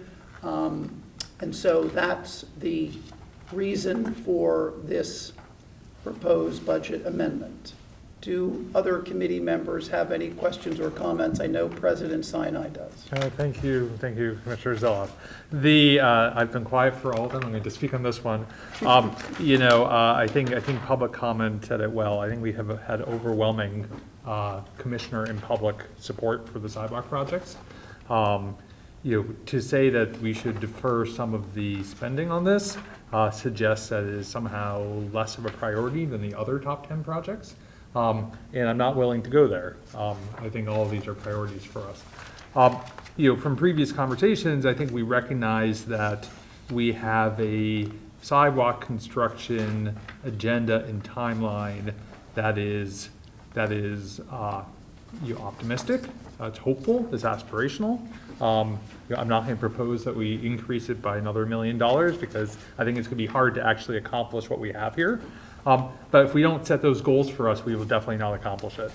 And if we set those goals and we don't accomplish it, then pushing the money back in the CIP is just an accounting move to make this year look better. We're just going to have next year, be the one where it shows up. And if we're dedicated to spending the money on sidewalks over the next 6 years anyway, then whether it's in the CIP for this year versus next year, I think put it in the year that we hope to do it.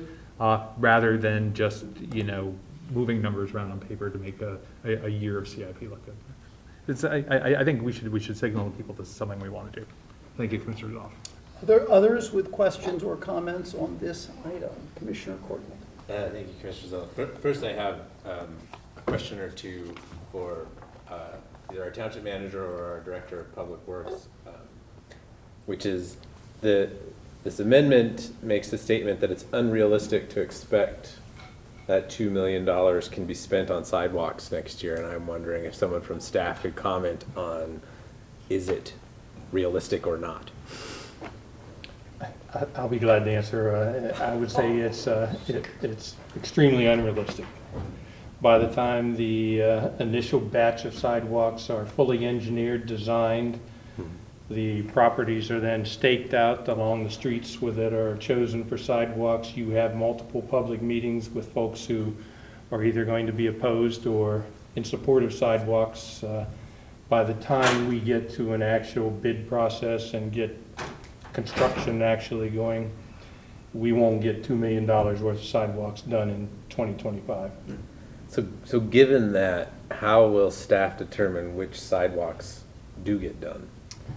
You've already tasked us with a responsibility to take a look at the priority list of sidewalks you approved and begin to do both engineering on some of the more difficult ones and begin to do engineering and getting actual projects ready to go on the more simple sidewalk projects. So we'll be sorting those out and then we'll be bringing those to you for authorization to go ahead and proceed with the project. And again, it's going to have to be a multiple step process because we are going to have to come to you and say, okay, here's said street and we're going to put sidewalks here and do you want to proceed? And then we'll go out and stake them out and let the residents see what trees they're going to lose, what bushes they're going to lose, what's going to happen to their driveway, and then we'll have the public piece of the process. So it'll be a multiple step. And then once we get through the public portion of the process, then we would finish up the plans and specifications and go to bid and hire a contractor. So do you think deferring this money 1 year would have any impact on what happens in 2025?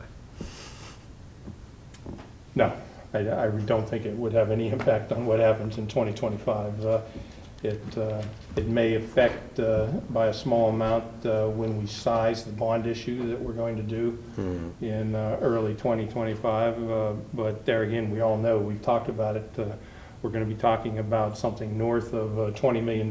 So it's a small chunk of that. Right. Okay. Yeah. Unlike the previous amendments that Commissioner's office proposed that were aimed at operating expenses, this is aimed at capital improvement. And as our township manager just stated, this isn't going to directly impact our gap between revenue and expense. At best, it will change what debt service we pay in future years. It might affect how much money we raise next year. But are we just sort of kicking the can down the road? Are we going to be raising again in the following year or 2 years later? So I sort of come out on this as like, it's fine either way. Yeah, it sounds like what is closer to the reality of the situation is to actually move the money to 2026 from 2025. So I will support this amendment. Other members of the committee with questions or comments? Commissioner Bernheim. Yeah, thank you very much. I'll be very brief. And Commissioner Gordon, I thank you for asking those questions. I think they're the ones that are spot on. That we ought to budget for that which we can realistically do and not over budget. Will it have some impact on whatever bond we have? Yeah, probably exactly as Manager McNeely had some, but it'll be small. But nevertheless, as a matter of process, I think it's always appropriate for us to budget realistically, not aspirationally. And therefore, I don't think this is as much driven by dollars, albeit it is to some degree, but it's more driven by the process by which we go ahead and set forth what our goals are, what we can realistically do, and not certainly also overburden, what our staff is, and they can pick out of this list. Someone used the phrase before, the low-hanging fruit, the easier ones to accomplish. We've already committed that we're going to do this. That I don't think that this board is going to change. So it's a matter of when and timing, and that's the reason for which I support this. Thank you, Commissioner Zeloff. Others with questions or comments? Commissioner Churchill. Thank you. I have been called the sidewalk king, but I support this. The reason is I had sent out an email just saying there are a number of additions to our budget, and that I would be willing to defer some of the work in Penwyn on Remington Road to offset the expenditures of additional amendments. So, and from what our township manager is saying, even if we have $2 million allocated for 25, realistically, it's going to be, I would say, half of it would probably be pushed to 2026 anyway. So I don't see where this is going to affect what's going on in my neighborhood. So I'm going to support this. Thank you. Others with questions or comments? Okay. Seeing none. The motion's been made and seconded. All those in favor, raise your hand.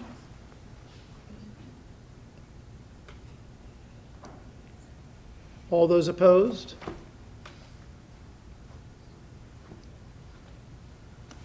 I believe that's a Is that a tie? Yes. Anthony? So, I believe it's a 6-6 tie? 6-6. Yeah. Okay? Dan was in favor and Anthony was opposed. Yeah. No.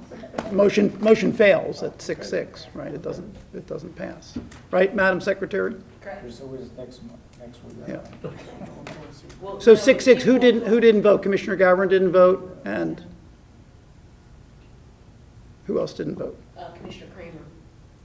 Oh, yeah. Okay. And somebody just asked the question, there's always, this won't go onto the board's agenda, it failed. So it will not be on the board's agenda. Okay, that motion fails 6-6. All right, moving on, after 3 hours, we are moving on to proposed budget amendment number 10. The spotlight will shift to President Sinai, and he is going to take it from here. Okay, I'm going to make the ever-popular motion to do a 6.5% tax increase instead of a 5% tax increase. So I'm going to move that we recommend to the board to amend the proposed 2025 budget to increase the 2025 general fund real estate tax rate from 4.4 mils to 4.462 mils. The 4.462 millage rate represents a 6.5% increase from the 2024 real estate tax rate of 4.19 mils. And the additional revenue would reduce the deficit spend in 2025. The 2025 financial impact in the general fund is $420,000 increase in revenue. Do I have a second? Thank you. So, President Sinai, would you like to Yeah, I'm going to explain? explain. Okay, sorry. I'm many things going on. Okay, so here is the logic, and so just by way of background, I think we've seen enough of our presentations from our chief financial officer to know that the township is projecting a budget deficit for forever. But we have this awkward thing, which is we project budget deficits, and more often than not, the deficit fails to materialize, and we have a surplus. And the reason is that we have a number of sources of revenue: the gross receipts tax on businesses, transfer taxes, et cetera, that are really uncertain. They're very volatile. They're large chunks of our revenue, and so our revenue is very hard to forecast. And staff handles that by forecasting towards the lower end of possible revenue. And so we understand that. But on average, we are running a deficit. We're doing it intentionally because we have a general fund that's oversized, so we're trying to run that down. But over time, what's happening now is the gap between revenues on average over time and expenses over time is getting bigger and bigger and bigger, right? Which means in the years that we run a surplus, those surpluses are going to be smaller than we had anticipated. In years we run deficits, the deficits are going to be bigger than we had anticipated. That gap is growing. So how to handle that? So even if staff's not willing to project, sort of like to where the central, averages, I am, and so we just did a calculation of if we take the trend that revenues are growing at for various sources, which is the general, the gross receipts tax, the transfer tax, and other sources of revenue that are volatile, and just say, well, let's just take the growing trend, that where we think those are going to be on average. Some years they're going to be higher, some years they're going to be lower, but we know that they sort of hit that point on average. What tax rate increase over 3 years would we need to do to get us to budget balance on average? Like how would we close that average gap, the gap between our average revenues over time and our average expenditures? And the answer to that is it's 6.5%. 6.5% tax increase is not going to close the budget deficit on the township's projections because they're more conservative than mine. I don't think mine are optimistic. I think my best effort is being realistic, recognizing some years will be above it and some years will be below it. But over time, those expenditures and revenues should line up after 3 years at 6.5% per year. Okay? That's the gap that we need to cover. We need to close effectively a 19 to 20% gap over time. Why do it over 3 years? Because if we do it over longer than 3 years, then we burn through more of our general fund than I feel comfortable doing, getting to the point where revenues and expenses line up on average. Will we actually burn through more of the general fund? Who knows? It could be that we have some good revenue years and we don't. It could be that we have some bad revenue years and it goes away faster than we expect. That's why I'm targeting the average. It's the best we could do, right? Not trying to overdo it and not trying to underdo it. Why 6.5 rather than the 5% that management proposed? Because on average, I think if we do 5%, we're going to be faced with a higher than 6.5% tax increase in the future. Will it definitely materialize? Perhaps not. Will it perhaps be worse than what we project? Perhaps. Again, I'm targeting what I think is the average, the middle of that, and what I'm trying to do. So that's where the 6.5 came from. You know, what does that mean? That means it's about another $400,000 in the first year. That $400,000, because we raised the 6.5, becomes $400,000 every year. That's the proposal, gets us $400,000 closer. The year after that, if we did 6.5%, that would get us even closer, et cetera, but that's a decision for a future year. So, you know, the current proposed tax increase is $500,000. It's 5%. I'm proposing 6.5%. The average tax bill on a house with $350,000 assessed value would have a $95 tax increase added to their tax bill relative to the $74. That's with the 5% tax increase. The median house, which is $300,000 assessment, would be $80 instead of $63. For anyone watching, your township tax is about 10% of your tax bill. County and the school district is the other 90%. So, you know, we're talking 6.5 of 10% of your tax bill. So it is just, you know, it's 0.6% increase is what we're talking about. And what we're debating is between a 0.5% increase in your tax bill and a 0.65% increase in your total tax bill. So that's it. It's my attempt to try and like right size our revenues for what we were spending. Thank you. Okay, other commissioners with questions or comments on this proposed amendment to the budget?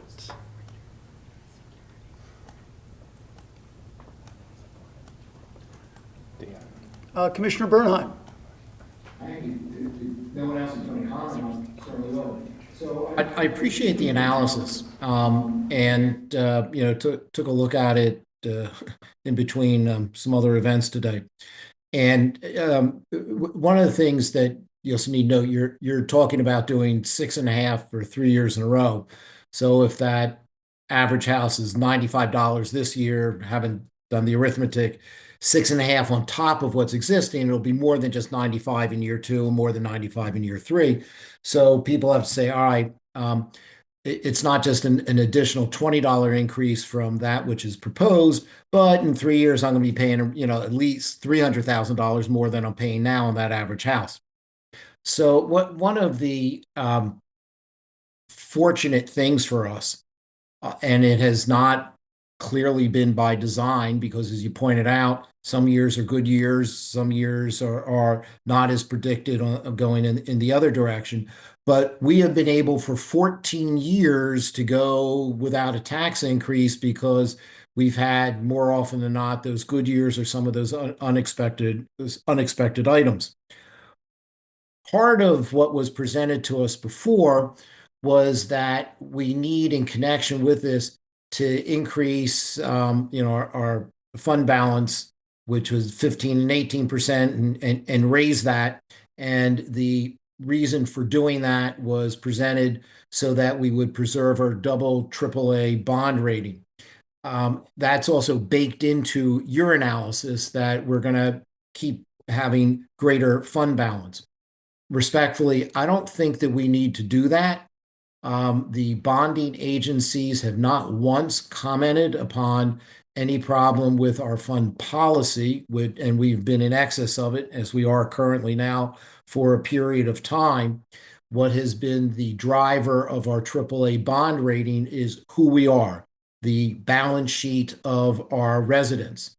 And one of the byproducts of that has been that with the AAA bond rating, that has helped us in that overall tax analysis when we do borrowing, and that stronger balance sheet from some members of our community then has a positive effect to some of the other members who don't have that same balance sheet, because they get the upside of the AAA bond rating and how that then trickles back down to not having to raise taxes, which would be the same situation here. I'm very comfortable with 5%, which has been recommended. Clearly, we have run the gamut of no tax increases. Some may say, maybe even a year longer than should be. But we also all know we had another $2 million that we didn't expect to come in the door, or whatever, I forget, maybe a little bit less, in from some litigation. This happens year after year. We also had the ARP money, which now we're utilizing that also to offset some of the deficit.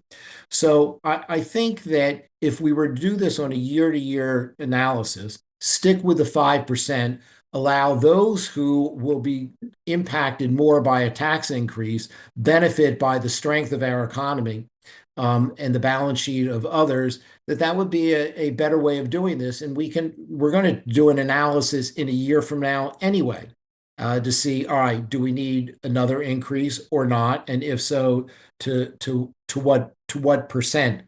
But doing it at 6.5 with the concept that we're going to do that for the next three years, again, noble to try to get rid of our deficit. But there's another part of the equation, and that's our expenses that we haven't tackled. And I think that we're better off doing this year by year, and we're in good stead if we follow the recommendation of 5% this year. I mean, you're talking, what'd you say, like about $420,000 more, half of which we just put into Belmont Hills Park, or library. Well, that was a long time ago. So are there any other committee members who have comments or questions? Commissioner Courtney. Thank you, Commissioner Zeloff. I differ with Commissioner Bernheim on the approach we should be taking. I think a year-by-year approach is what has gotten us into this position where instead of a small incremental tax increase, we are seeing something north of 5% with an even larger one potentially looming in future years. By taking a year-by-year approach, we acknowledge every year that our expenses are outpacing our revenues, but because we have unforeseen windfalls, the hand of fate loves Lower Merion, apparently, we are able to sort of kick this can of structural deficit down the road. I think if we take a longer term view, if we take an approach similar to our CIP and look at this at what's a 5-year impact, and not assume that there will always be a spectacular one-time windfall, then it does behoove us to try to narrow this gap and think of narrowing it over the course of a few years, as President Sinai has proposed. And I think it's warranted to have a small bump above the 5%. Others with questions or comments on this item? Commissioner Gavin. I don't agree with this amendment for a couple of reasons. I think Commissioner Courtney made some really good points about the expenses and revenues and long-term planning. But what we found is our revenues are so uncertain. I think the windfalls and the other revenue sources are not, they're part of the system. They're not bugs in the system. It's kind of how this has worked. And I think it's not that we've gotten lucky. It's kind of built in that our property taxes aren't 100% of our revenue, and maybe we get lucky every once in a while. And I think our CFO talked about before, looking at how we project and doing it differently, because really until this year, we haven't had this annual shortfall, even though it's looked that way in the budget.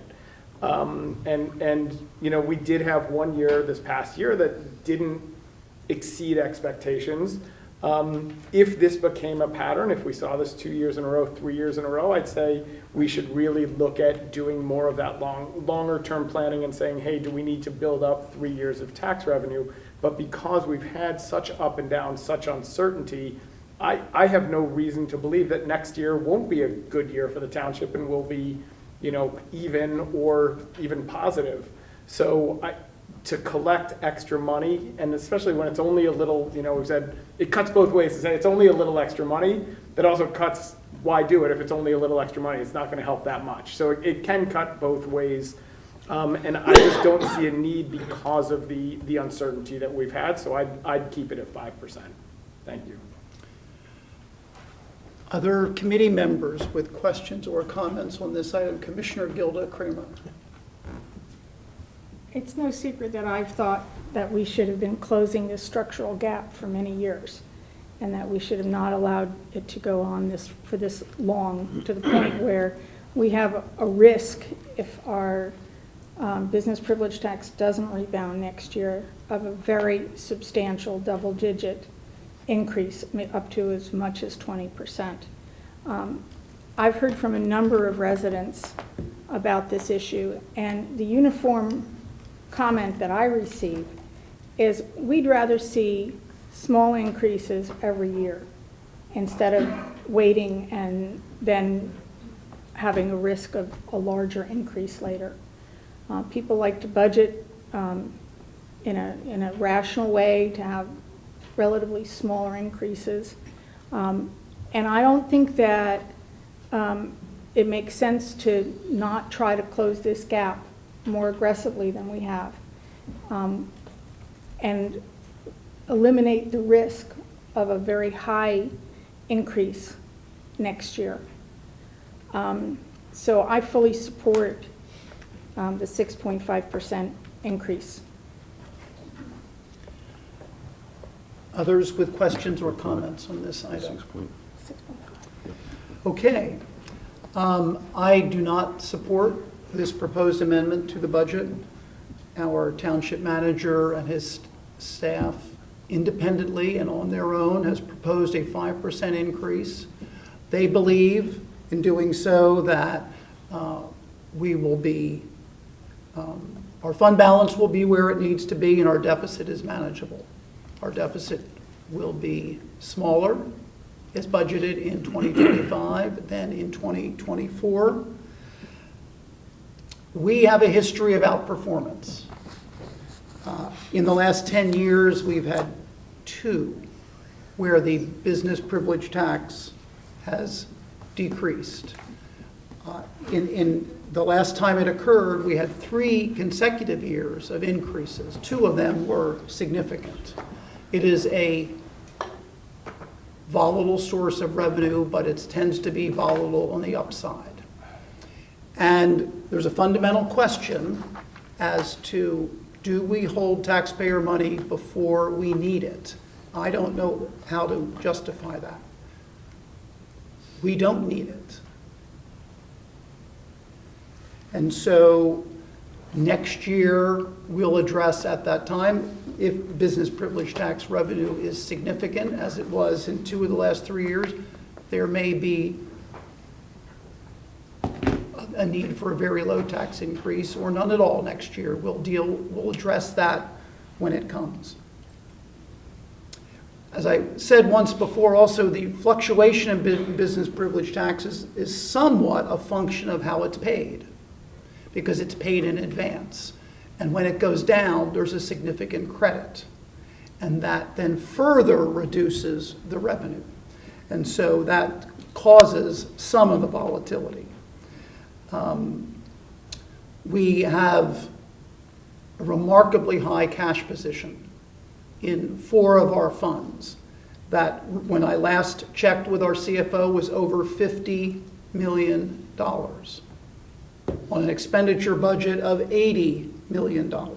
Now, some of that's in the capital fund, and our capital fund spending is another $30 million of our funds for 2025. We don't need to hold taxpayer money before it's needed. And one other point is that I've spoken publicly about our budgeted at 3 civic meetings and at the Federation 4 times, and there was some pushback. Why are we raising taxes? And so it's hard to explain going beyond the 5% that the manager has proposed.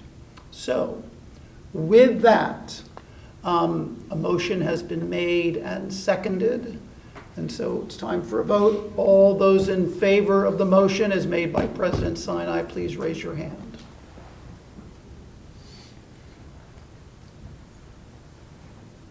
All those opposed?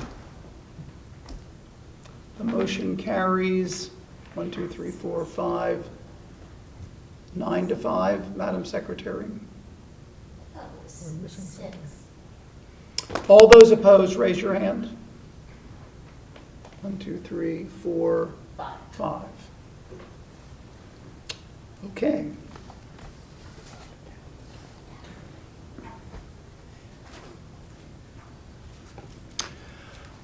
There are 2 items left on the Finance Committee agenda for this evening.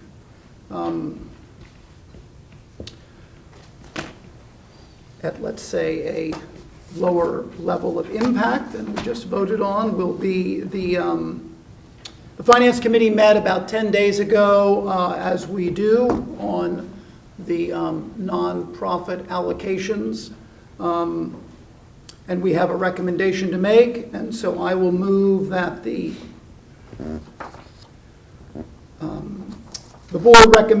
Finance Committee recommend to the board to amend the proposed 2025 budget to increase the 2025 general fund non-departmental budget by $7,510, to allocate the funds to certain nonprofit organizations per the attached table, and to increase the 2025 general fund fire department budget by $10,000 and allocate the funds to Narberth Ambulance, in accordance with the Finance Committee leadership's recommended funding levels. The increase on the financial impact on the 2025 general fund will be $17,510. Do I have a second? I do, from Commissioner Whalen. The township funding requests is in a table that you should all have received. We went through in detail discussing, reaching our conclusion. We were supported by some 700 pages of financial reporting and applications from these 16 organizations. Chris Weldy prepared it. It was, the organizations have a very clear set of required information and deadlines. Commissioner Whalen, Commissioner Courtney, and I went before the meeting, went through the information. During the meeting, we discussed the information, and we have this recommendation before you, and I support it. And the Finance Committee supported it.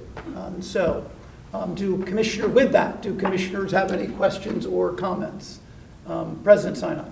Thank you, Commissioner Zoloff. I just want to underscore something that you said, that this funding request that we have in front of us is the product of a lot of hard work by Commissioner Zoloff and Commissioner Courtney and Commissioner Whalen, who went through all this and debated it and came to consensus on behalf of the board. Doesn't mean we have to agree with them, but it is a real service that they're providing, and certainly I'm grateful and happy to go along with the recommendations.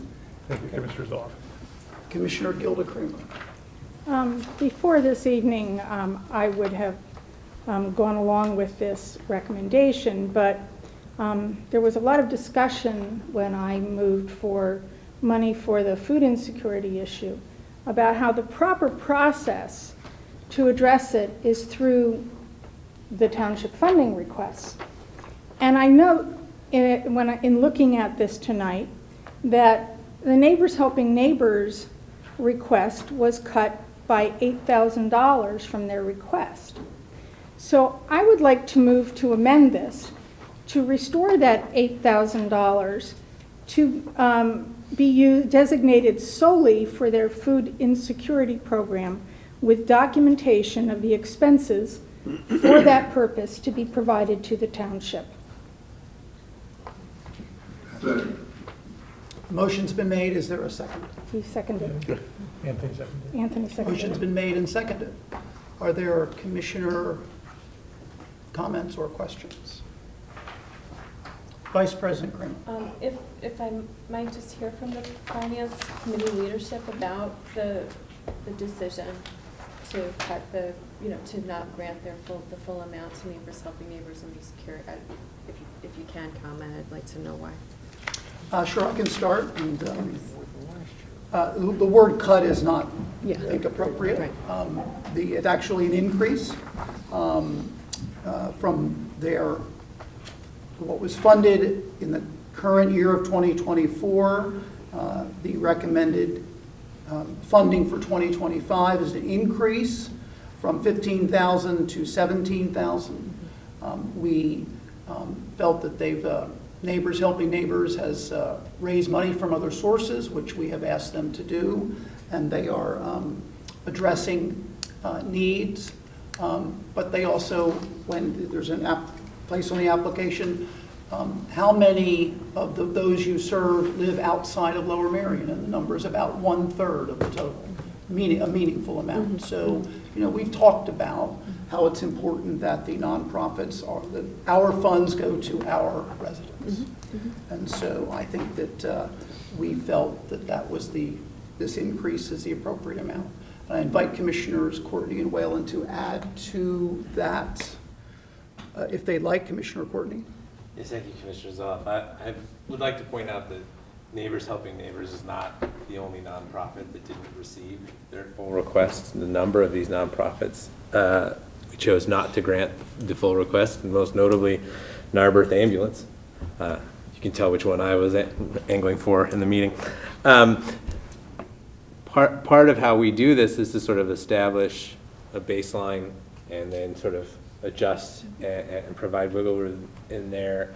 And this isn't meant to be as a knock per se on Neighbors Helping Neighbors, but as someone who often practices median theory of negotiating, you'll see that they often make the biggest leaps year over year in their requests, and it has been successful for them in that we have given them larger allocations, but this year we felt with the budget being where it is, and with the number of organizations that are very worthy, that we would not honor their complete request, and also for the reasons that Commissioner Zoff stated. And I would just say that the three of us always leave this meeting somewhat unhappy, because nobody really gets what they want, which means that it works. It was faster this year, and that's probably because we've learned where we will move and where we will not, and so we just sort of give up faster, maybe. I'm saying this in a real negative way because it's like 10 o'clock. But I think the allocations here were made thoughtfully and with an attempt to be fair across the board for all of these very worthy organizations. Commissioner Whalen? Yes, I fully support what you see in front of you. I think that what you've heard both from President Sinai and from Commissioner Zoff and Courtney, the Finance Committee is a group of three very disparately minded individuals as to where we come out on various economic issues and what we would do. I would suggest that a lot goes into this, and that I believe we exemplify the process and the issues that we're trying to embody as a board, which is, to Ray's point, all three of us come out relatively equally unhappy in the spreadsheet that you see, which to us meant we did it, and we did it correctly, right? Because nobody was getting 100% of what they wanted, and nobody was losing 100% of what they wanted, and that's what the purpose of this negotiation amongst us all was. And staff did an incredible job. I don't actually think Scott was overselling it by saying 700 pages. I think it actually was 700 pages. So, I feel very good about these numbers, about how we came to them and the result we ended up with. Thank you. Okay. Others with questions or comments? All right, Commissioner Churchill. We're just going to be voting on the amendment. Yes. I'm going to want to comment on the Norwood ambulance, so that'll be later. Well, the amendment includes the allocation of Narberth ambulance. If that fails, it would just go back to... Oh, excuse me, my mistake. Okay, we have to first vote on Commissioner Gilda Kramer's amendment. Thank you. Okay. So first vote is on the motion made by Commissioner Gilda Kramer. So all those in favor of that motion, please raise your hand. All those opposed? Okay, that motion fails, I believe, 2-12. Okay. Okay. All right. Then we'll go back to the first motion, which is on the Finance Committee leadership's recommendation. So with that, all those in favor of that motion, please raise your hand. I don't get to comment on... All I can say, Commissioner Churchill, is I've been... If you want to override... I've been at this for 3.5 hours. No. So yes, you may comment. My comment is that I oppose the $10,000 because last year we gave an adequate amount plus, what, 300,000 plus to buy a new ambulance. Yes, so I think we've done our duty. So I would move to delete the an amendment to delete the $10,000 to the Narberth Ambulance Fund. A motion has been made by Commissioner Churchill. Is there a second to that motion? Even though I appear on their quarterly magazine. That may be next one. If that's the case, I'll take the money away from that. Okay. Fails. Commissioner Okay. Churchill, I believe that motion did not receive a second. So that motion does not advance. Okay. Any other questions or comments from someone who has not spoken? All right. To the original motion, all those in favor, raise your hand. All those opposed? Any abstentions? Madam Secretary, we have a unanimous vote. And that's the only one, sir. All right. That's what I thought. Okay. Final amendment that has been provided in advance. Who thought the staff got to participate in all this fun? But I guess they do.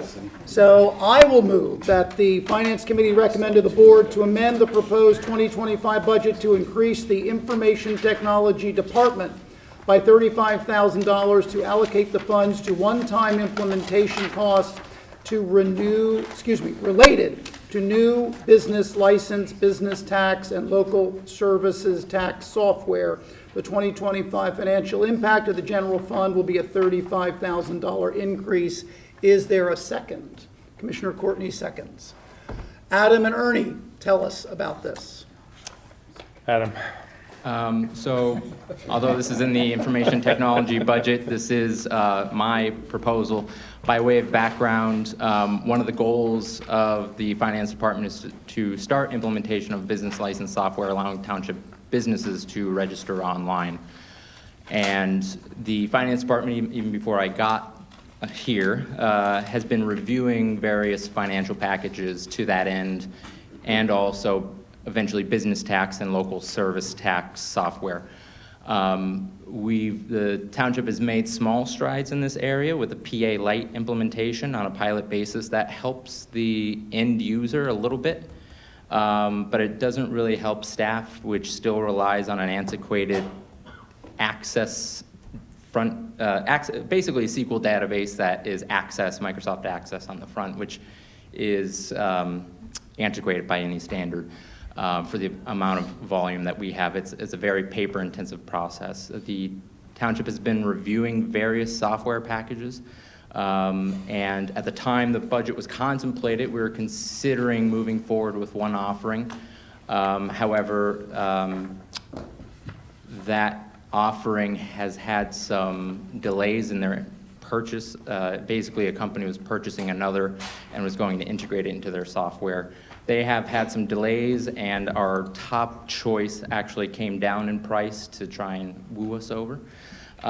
It would be a great leap forward for the department to implement this software, and our staff is eager to implement it. This would allow all businesses in the township to register the first time online and renew online annually. They would have an account on which they would have history of not only their licenses, but business tax filings and local service tax filings. It would have the ability for the big payroll providers such as ADP and Paychex to bulk import their filings on behalf of businesses. Right now, we get a stack this thick of files from ADP that have to be processed manually.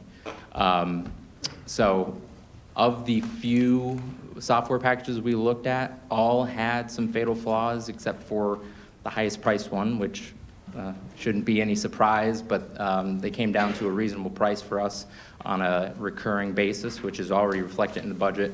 This amendment just covers the added cost to implement that next year, and we'd be implementing all pieces of it over the course of the year to be ready for 2026 business license and business tax. Adam, do you think that this new software will increase collections of these taxes? I think it will certainly help make compliance easier, which will lead to getting revenue faster. It will also greatly free up staff time to, rather than process paperwork, look at compliance. So although it's an expenditure request, there are certainly in 2026 and beyond considerable revenue enhancements that we'll see from this package. And also just the expectations of businesses to be able to file and do things online. We have certain businesses that say, sending you a check is hard because we don't have a checkbook, and we don't even cut checks anymore. We do everything online. So it's also meeting that business expectation. Thank you for bringing this forward. It makes a lot of sense to me. Questions or comments from committee members? Commissioner Grimes. Yeah, thanks. So as reluctant as I am to agree to a $35,000 increase, in this case, I see the need for it, besides making it a lot easier for businesses. I think sometimes now, if someone doesn't send in a form, you have them make a PDF and email it to a staff member, which is kind of cumbersome. So it can't help but be efficiencies with what staff does, besides probably increasing compliance and maybe revenue as well. So I think it's a good idea. Thank you. Okay. Other committee members with questions or comments on this item? Seeing none, all those in favor, raise your hand. Any in opposition? Commissioner Stevenson. He's just got his hand like up. Okay. Usually he has. Any opposed? Any opposed? Madam Secretary, I believe that passes unanimously. Yes. We have two in a row. That to close out the item number 4 on our Finance Committee agenda. Well, I will ask, are there any commissioners who have anything they'd like to bring up at this point, now that we've gotten through the 12 proposed amendments that were submitted in advance? Commissioner Woodring. Yeah, sorry, it's not another amendment, don't worry. No, I just hoping to get confirmation from our Director of Public Works, Ernie, that back in June for the CIP workshop, I advocated for an ADA/or magnitude study for the Belmont Hills Community Center. It's my understanding that it's not an itemized component in the CIP because it's a small amount, and that it's deferred to another list, a master list, if you will.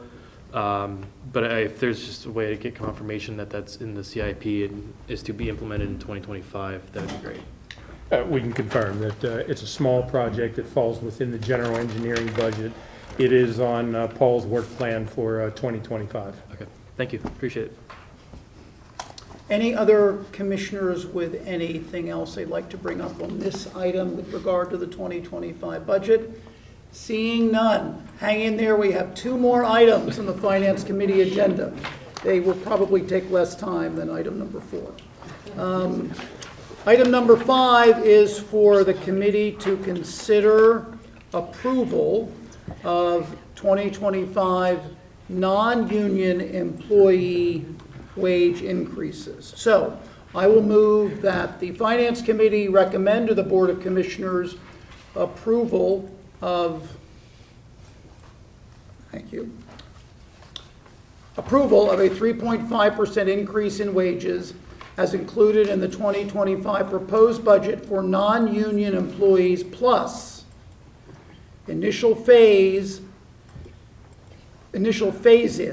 of a non-union compensation and classification plan establishing performance pay steps. Do I have a second? I do, from Vice President Kramer. So the motion I made has an added phrase in it from what's before you on the agenda. Do committee members have any questions or comments? Excuse me. My next step is to call on Ernie for an explanation. Certainly. We've discussed multiple times in the budget process that both unions are due to get a 3.5% increase in 2025, and it is fairly common practice that when we take a look at our much smaller non-union workforce that we generally pass on the same percentage increase to that non-union workforce. So that's a major part of this. As you're also aware, and we've done several presentations for you, we've gone through an update to our compensation and classification plan, and the one piece that is ready and finished at this point is the non-union piece of the compensation plan. Essentially what it does is it implements for the non-union workforce a step plan similar to that the Workers Association and even the FOP go through in terms of moving up through steps over a period of time. It's not a process we've had with some of our non-union workforce in the past. It's a recommendation of the process we've just gone through, and so this would allow us to begin implementing it in 2025. It's a phase-in so that we slot people into the appropriate steps on their anniversary dates beginning in 2025. So some of them will get minor adjustments in wages as they go into these steps. It won't fully be implemented with non-union until we get all the way into 26 because we are using the anniversary dates of employees. So that's sort of the long and short of it. Be glad to answer any questions. Okay. Hold your questions. Are there any members of the public? Or I should say, does the member of the public in the room have any questions or comments? Jody, do any others have questions or comments? No hands are raised. Okay, now, questions or comments from committee members on this item? Okay. Commissioner Bernhardt. Commissioner Bernhardt, thank you. Yes, as a point of order, I think the two ought to be split. That it's sort of, you've got connections. One is the current increase, and then the other is approving the new plan. So, by dovetailing them together, if somebody agrees with one and not the other, you are sort of, there's a terminology for it, but you're logging them together, and I think that is procedurally improper. I'll allow it. I'll accept the friendly amendment to my motion. Right. So, and the amendment would be to split the two of them for two separate votes. I understand. Okay. Any other questions or comment? So, to recommend approval of a 3.5 increase in wages as included in the 2025 proposed budget for non-union employees. That motion, Commissioner, who was the seconder? Vice President Kramer, the seconder. You still second? Okay. All right. Commissioner Whale? Be your second. Okay, no. Commissioner Vice President Kramer seconded previously. All those in favor, raise your hand. Any opposed? Any abstentions? That motion carries unanimously. The next motion will be a motion to recommend approval to the board for the initial phase of a non-union compensation and classification plan establishing performance pay steps. Seconded by Vice President Kramer. Questions or comments on this item? All those... Commissioner Bernheim. Oh, I looked and didn't see your hand. Now I see it. Commissioner Bernheim. So brief, we've had, some excellent discussion about what this is. I have some issues or questions still that are unresolved that make it hard for me at this point to get on board with this. My preference always is to defer to our manager as to the manner in which he wishes to compensate staff. This, in my view, may be taking some of that discretion away, which is why I got a sense that other board members may be, all in favor of it, but I'm just a little bit hesitant to pull the trigger at this time. Other committee members with questions or comments on this item? Seeing none, all those in favor, please raise your hand. Are there any opposed? Madam Secretary, that motion carries 13-1. I think Anthony. And one abstention. I'm sorry, I didn't see the abstention. Sure. Commissioner Stevenson didn't raise his hand. Commissioner Stevenson, how would you like to vote on that item? Thank you, Madam Secretary, for calling me out.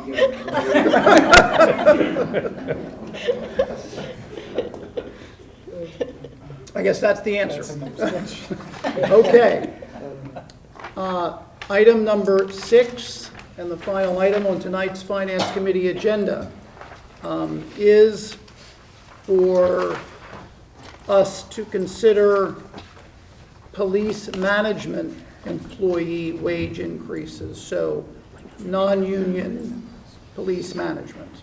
So I will move that the Finance Committee recommend to the Board of Commissioners approval of wage increases for all police management employees to be incorporated into the adopted 2025 budget in the amount of 3.5%. Do I have a second? I do, from Commissioner Whalen. I will ask Ernie for an explanation. Basically the same as the first part of your previous motion. This would pass on the same 3.5% to the members of the police command staff who are not in the FOP union, and therefore it's an item that you decide on an annual basis, usually about this time at budget time. Okay.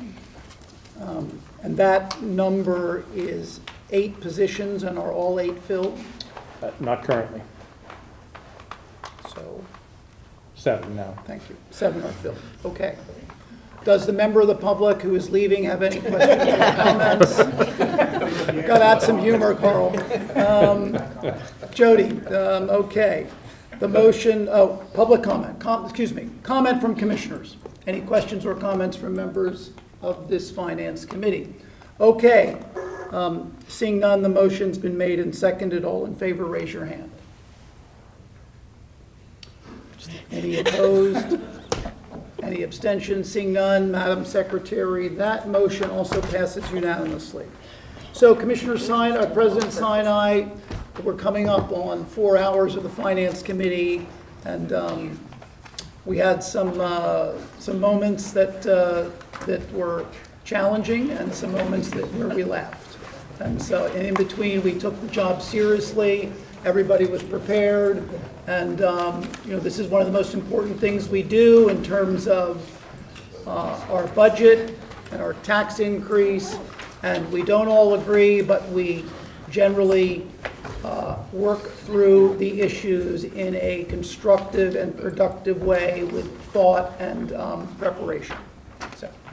Okay, Commissioner Zeloff and all my fellow board members, thank you very much. This has been a very productive and good meeting, and I appreciate everyone's hard work on this and your leadership in running that committee. Thank you very much. Thank you. Thank you, everyone. Have a good night. Right. Excellent job. No, we'll be back on the 15th. Was it 9? Well done.